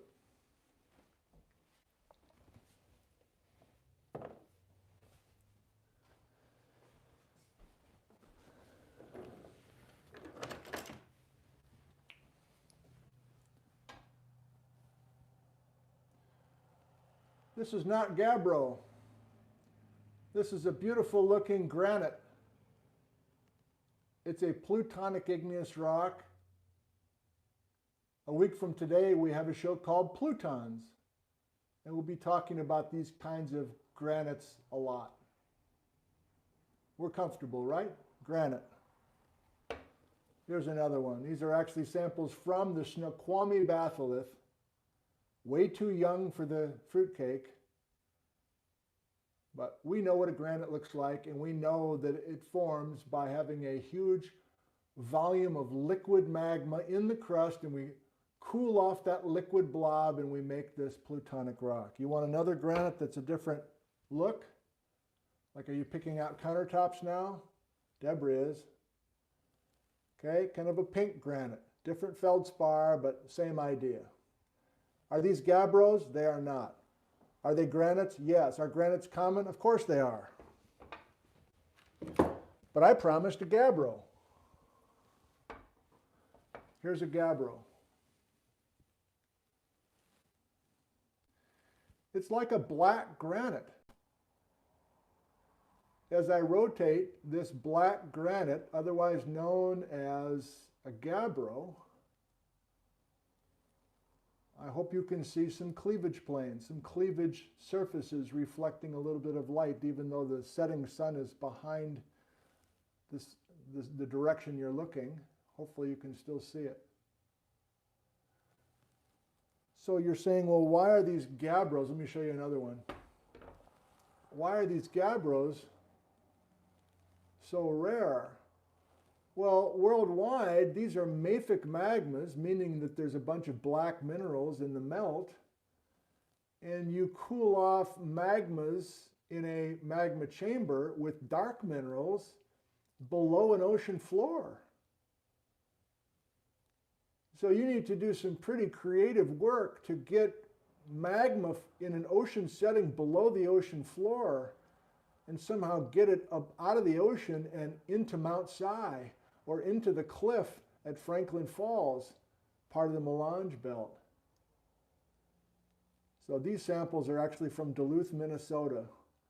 My grandmother Helen, may she rest in peace, lived in Duluth, grew up in Duluth, Minnesota, and geology fans know there's a huge feature in Duluth where this gabbro is 1.1 billion years old. So I collected it from the hotel parking lot. They used it in landscaping. That's how much gabbro they had in Duluth. And since we're talking about arcosic sandstone so much, did I grab another sample at school? I think I did. Where is it? Oh yeah, here it is. So the last couple of shows I've been showing you our Cosic sandstone, the topic. Here it is again, different sample but same unit. So this is a sandstone, but it doesn't look like sand at the beach, does it? There's a lot of different kinds of sand, and this is the dirty sand, or the graywacky, or our Cosic look, where we have a mixture of sand grains all held together loosely, or sometimes tightly compacted like this one is. This is the Swak Formation again, but it could be the Nanaimo, it could be the Metau, it could be blocks within the Western Melange. It could be the Swakane protolith before it became the Swakane that I've already showed you, but here it is again. This is the Swakane. So the main message is that you need to add a bunch of our Cosic sand into the volcanic arc of the crystalline core to explain a bunch of the zircon chemistry details that have been found by Stacia Gordon and her team. I still don't totally get how it gets into the mid-levels of the crust, but I'm working in the right direction, and hopefully you are too. Okay, that was the end of Act 3. It's 3:20. I suppose everybody's going to be coming home real soon, so into the cozy fort we go. Part of me wants to pause and make sure that I didn't forget anything, but at this point, I don't think it even matters. We've got about 10 minutes before that beautiful sun is going to disappear behind Menashtash Ridge. I've got most of the cozy fort ready to go. And special thanks to our contributors today to the cozy fort.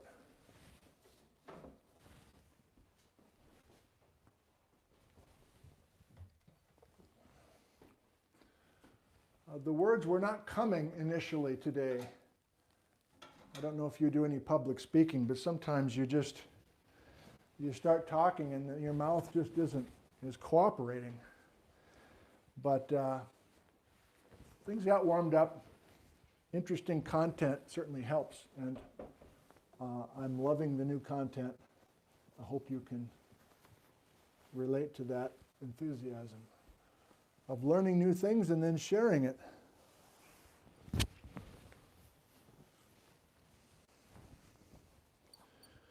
Okay, I need to concentrate because I don't want to forget anybody here.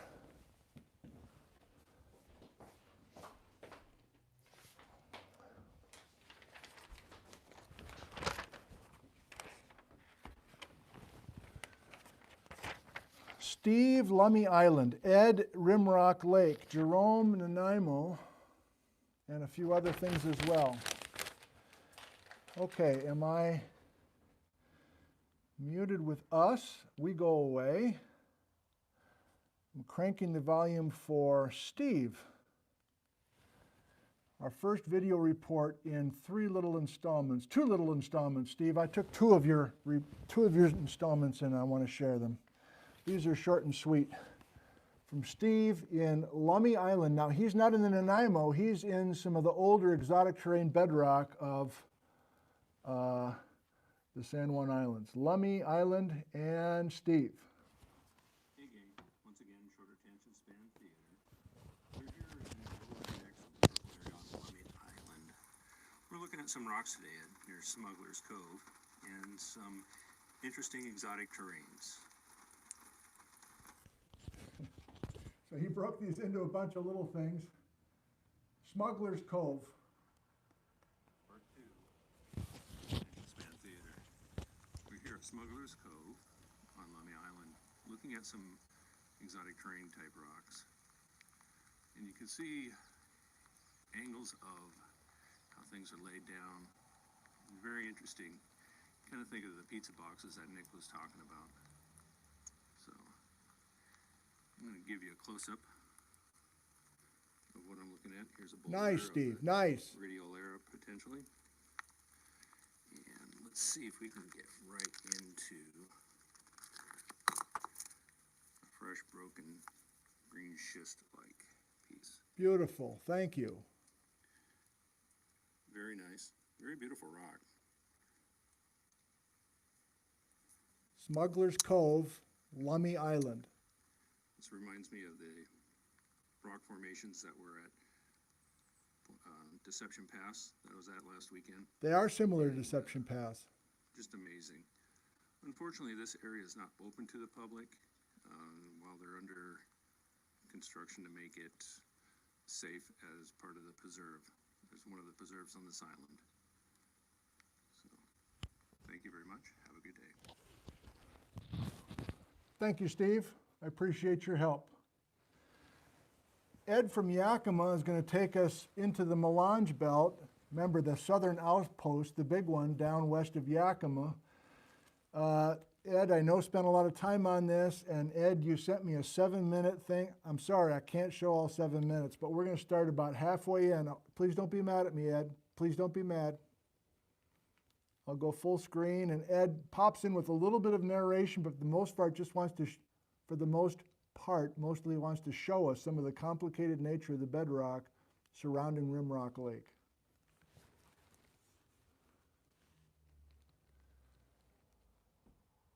This is the kitchen sink stuff, one of the major kitchen sink units. And even with one outcrop, you can see how complicated things are. Again, there's no audio right now. Ed's just kind of showing us greatest hits of his zooming abilities here. Rimrock Lake Inlier, west of the Straight Creek Fault.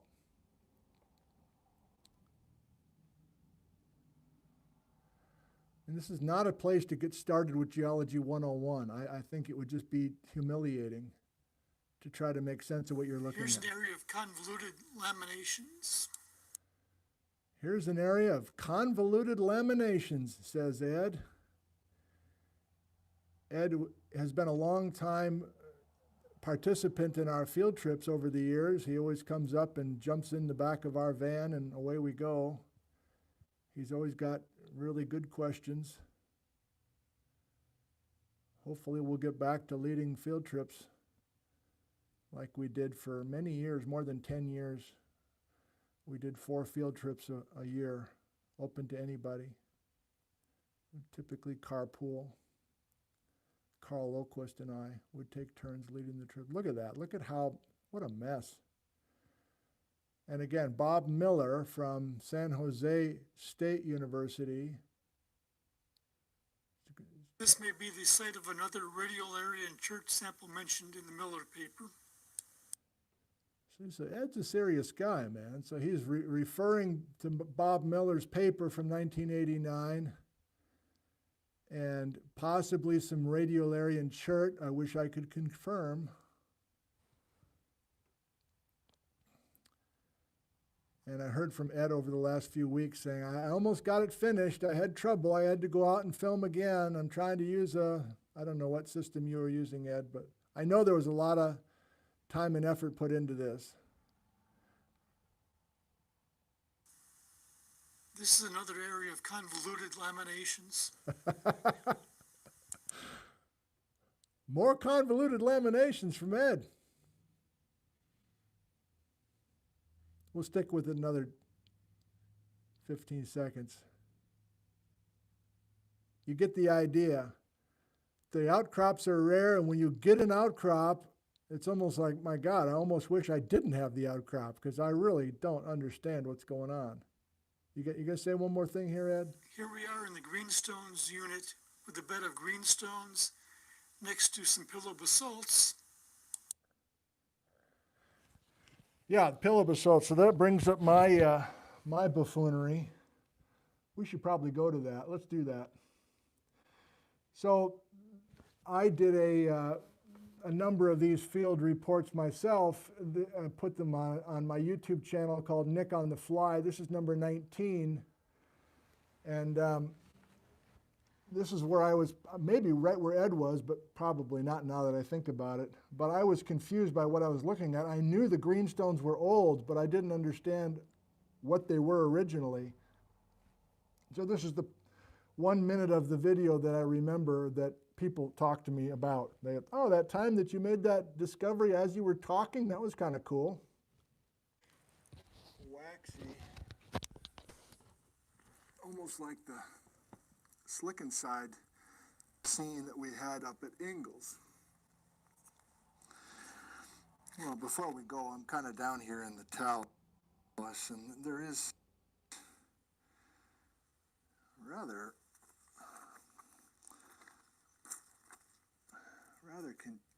it's not rare to have these quartz veins shooting through. So that'll be a key for us if Bob starts describing some of the units. Bob Miller. And talks about one of them being shot full of quartz veins, then what's going on with the internet here? We're looking at the right unit that he's describing. This Russell Ranch, that's my question. Is this the Russell Ranch mappable unit? Is that the one I broke open?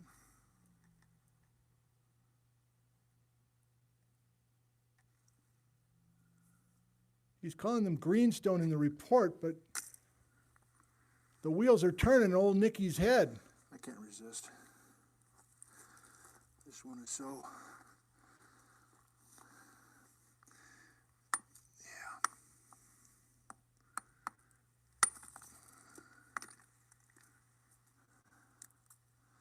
Are these pillows? Is that crazy to even say? Why are they so mound-like? Why is that the scene with much of this? You could almost talk yourself into this as Mesozoic pillow basalt. I don't know if that's a totally stupid thing to say or not. Is this what it looks like when you take a pillow basalt and you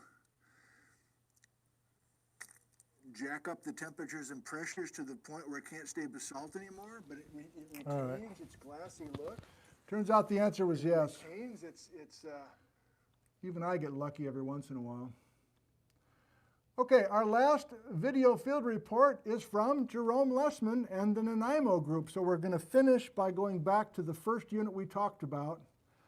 And Jerome, in his first installment, which we shared way back talking about Wrangellia, he was talking about the origins of Wrangellia, do you recall, and Sicker group, and the oceanic plateau that came across the Pacific, etc. But I wanted to save this second Jerome report for today because he was looking at an unconformity between very old Wrangellia bedrock and the overlying, you guessed it, Nanaimo sediments, younger than 90 million years old. 3 minutes of Jerome, and then we go to your questions.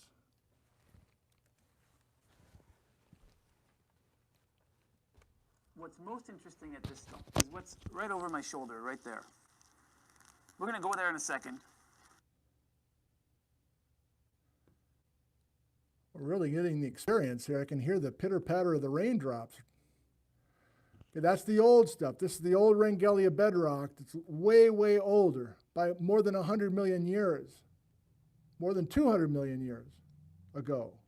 We know that Wrangellia has this fairly complex stratigraphy. It includes the Sicker group that we just saw. It's dominated by the Carmoutzen basalt, which we saw at Neck Point. And if you had a sharp eye on some of the maps, you may have noticed that the east side of Vancouver Island has a sliver of sedimentary rocks, and that represents what we call the Nanaimo group sedimentary rocks. Looks wet there, Jerome. Probably wet there every day. And they're visible at this location. And they're visible in a very unique stratigraphic position. We have, and I have behind me, a major unconformity. What this means is that it's a major gap in terms of the continuity of the record of geologic events preserved in rocks. I'm going to try to do this without falling in the water, but we'll see how it goes. This is Sicker group. You can recognize them based on that very uniform texture. The rocks are broken in very blocky patterns just because of the fractures that are in the Sicker group. And immediately above the Sicker group, we have a conglomerate. And the conglomerate is a sedimentary rock. It's composed largely of gravel-sized fragments of cobbles and pebbles, a bit of sand. And the boundary between the two is this sharp surface here. It's an erosional surface. I'm tracing it with the stick, if you can see it.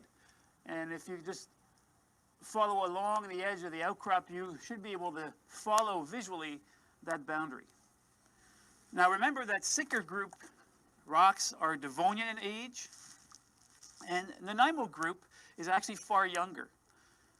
The oldest Nanaimo group rocks are about 86 to 87 million years old. So between the conglomerate and the Sicker group, we essentially have this boundary that marks an absence of rocks and an absence of a record of geologic events for a duration that is far in excess of 200 million years. We might wonder what's happened during that time. It's not like time stopped. Obviously, life went on at the time and geologic events and processes took place.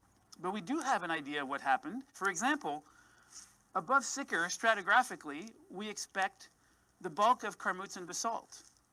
So the rocks at Neck Point are not preserved here. All those eruptive events of the submarine plateau, not preserved in this location.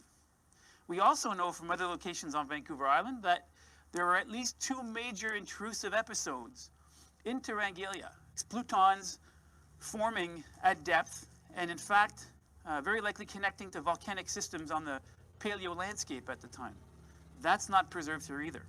I hope this little tour of Rangalia was interesting and informative, and from Nanoose and Neck Point and Nanaimo and Rangalia and the Insula Superterrane, I'm going to bid you farewell and wish you well on the rest of your geologic journey. Thank you, Jerome. It's a real pleasure and an honor to have you involved with this so much. Can't thank you enough. Okay, everybody's home from playing disc golf, so I'm going to deal with them just for a second and give you a chance to type in your question. And then we will wrap things up. Give me just a second, would you please? Go ahead. Yeah, good.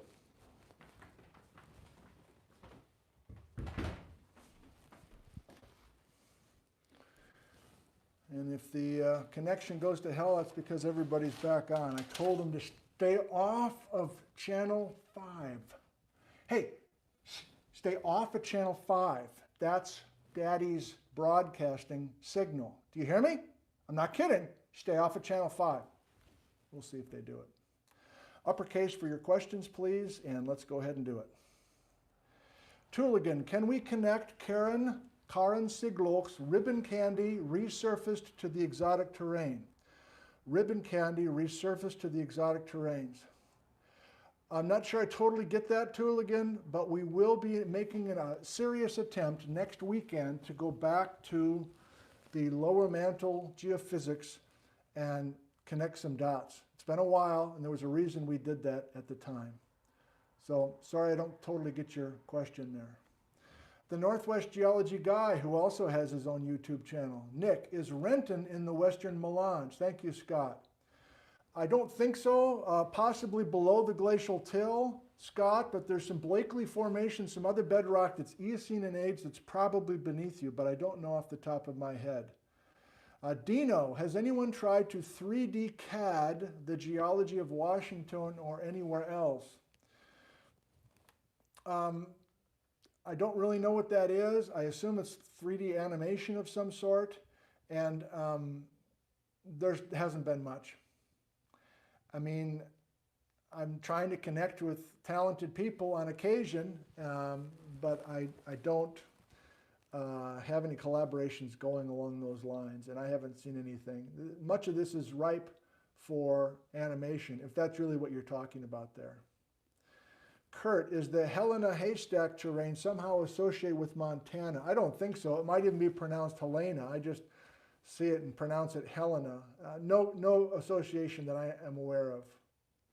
Oftentimes in geology we name things after places, and so there must be some Mount Haystack and Mount Helena, I'm guessing. William, this is where I will leave. Okay, thank you for the uppercase and that, William. Goodbye. Moto mining, we had a, okay.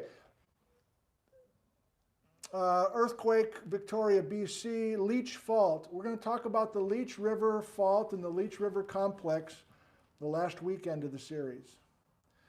Mr. Tony, any reason I find quartz-rich rocks in some of the most southern shores of Puget Sound? Well, sure, there must be a reason, Tony. But remember now, if we're on the shores of any body of water in Puget Lowland, there's a heavy glacial story with ice sheet outwash and ice sheet glacial till, picked up from British Columbia or northern Washington and dumped there. So it may be part of the western Melange belt that was moved a little bit if it looks similar to what you saw in a couple of our video field reports, but there are many other options as well. Pat, automatic scroll. Hang on, Pat. Is the Straight Creek Fault visible near Rimrock Inlier? Thank you for that.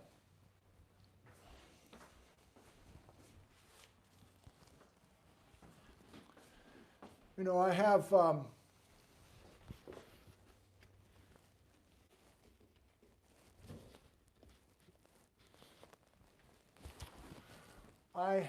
a handful of geologists that I'm emailing almost weekly, and I'm trying to, they're kind of the inner circle of this whole thing, and I couldn't really do what I'm doing without them, and I think they mainly want to stay behind the scenes, but Daryl Cowan is one, and Jerome is another, and Chris Mattinson's another. Anyway, I guess they don't want to stay behind. I asked, how do I deal with the rimrock?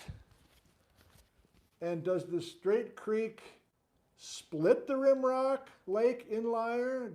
Do you like the Straight Creek Fault going to the west of the Rimrock Inlier, to the east as I've drawn it?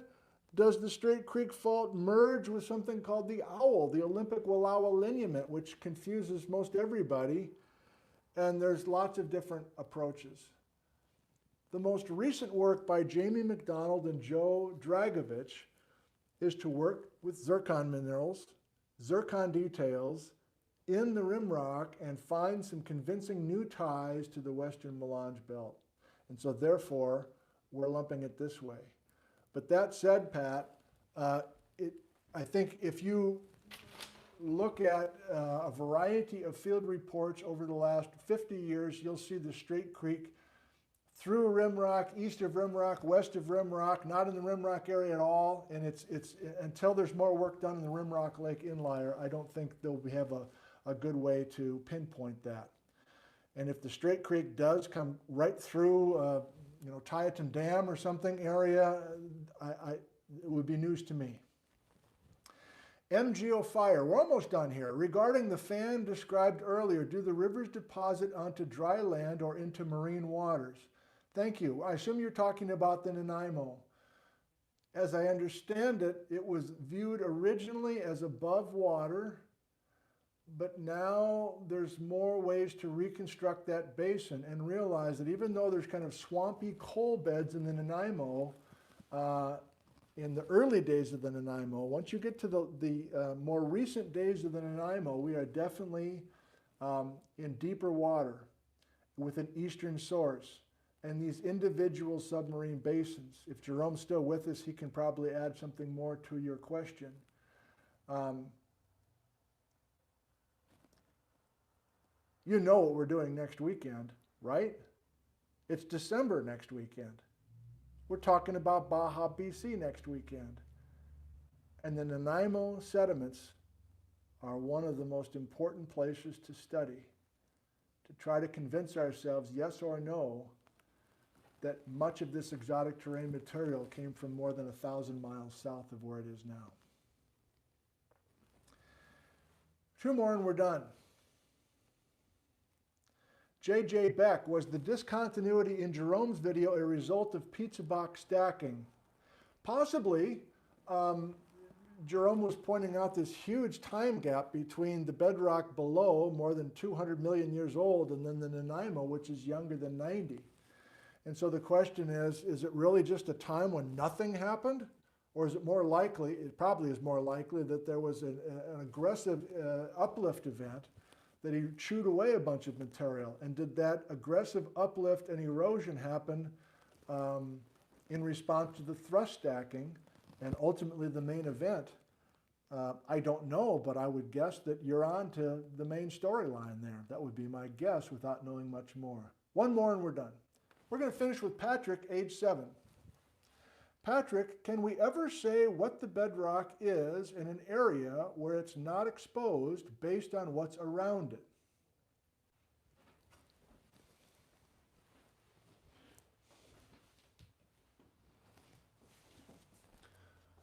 Good question as always, Patrick. I think what you're asking, Patrick, is can we ever really say something about what's beneath southern Washington or northern Oregon?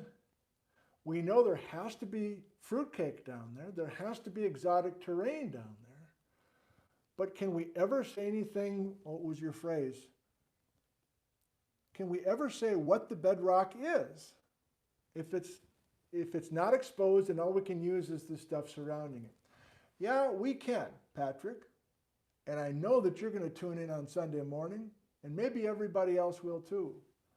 Because we're going to restore the fruitcake, and by doing that, we'll make some connections between these places. A little sneak peek, Patrick. These places are very far away from each other today. But were they really far away from each other back when the fruitcake was intact? No. They weren't that far away from each other. The audio is low. What's wrong with the live stream? The audio is low. I'll tell you what, the audio is low because I'm whispering right now.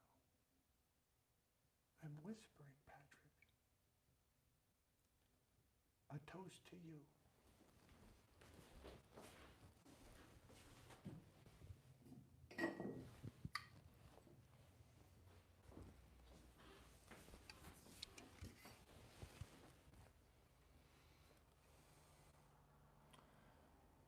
This episode of Nick from Home brought to you by Iron Horse Brewery in Ellensburg, Washington, with its most famous flavor. Its most famous flavor, Irish Death. You gotta love it.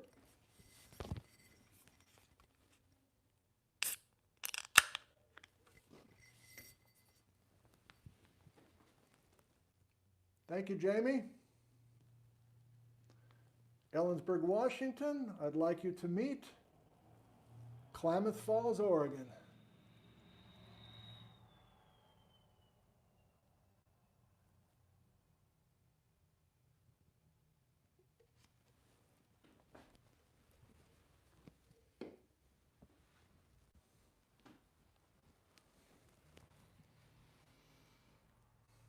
I'm sure the poor police still has problems with the way I poured the beer. To the people of the poor police, I salute you.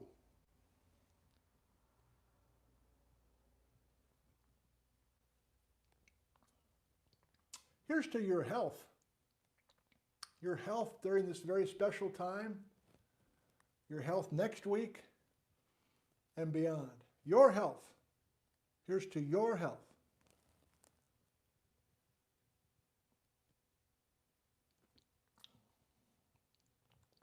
Here's to the health and all that that means to your immediate family, your extended family, everyone in your neighborhood, in your community.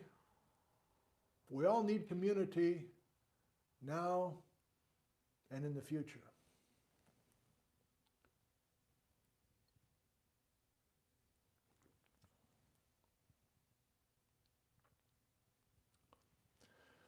And here's to all the enthusiastic people who have been sending things in, whether it's gifts or field reports or many other ways to contribute what we're doing. It's a community that we have here, that we have built pretty much from scratch. And I don't go to other live channels and watch other live things, I must admit, but I'm seeing more and more comments from people here when I watch these replays. I'm seeing comments like, it's very rare to be in a live chat session and not have angry people and belittling people and divisive people and immature people. Their point is this is kind of a rarity to have such a warm, welcoming group. And I'm grateful for that. Thank you for being warm and welcoming to everybody, regardless of background. Cheers. Sunheit.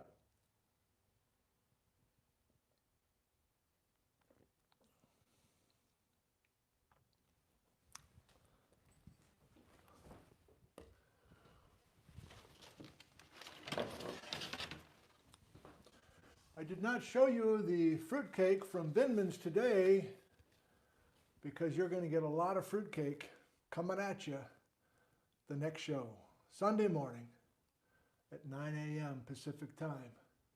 Less than 48 hours from now. So I have some work to do before then. I also have some family members to continue to enjoy here in Ellensburg.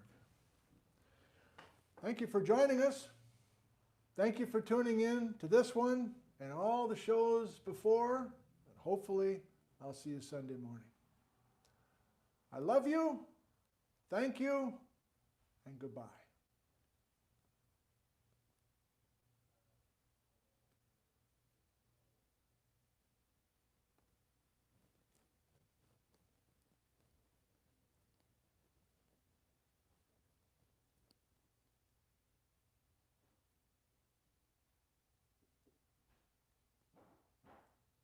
Oh, yeah.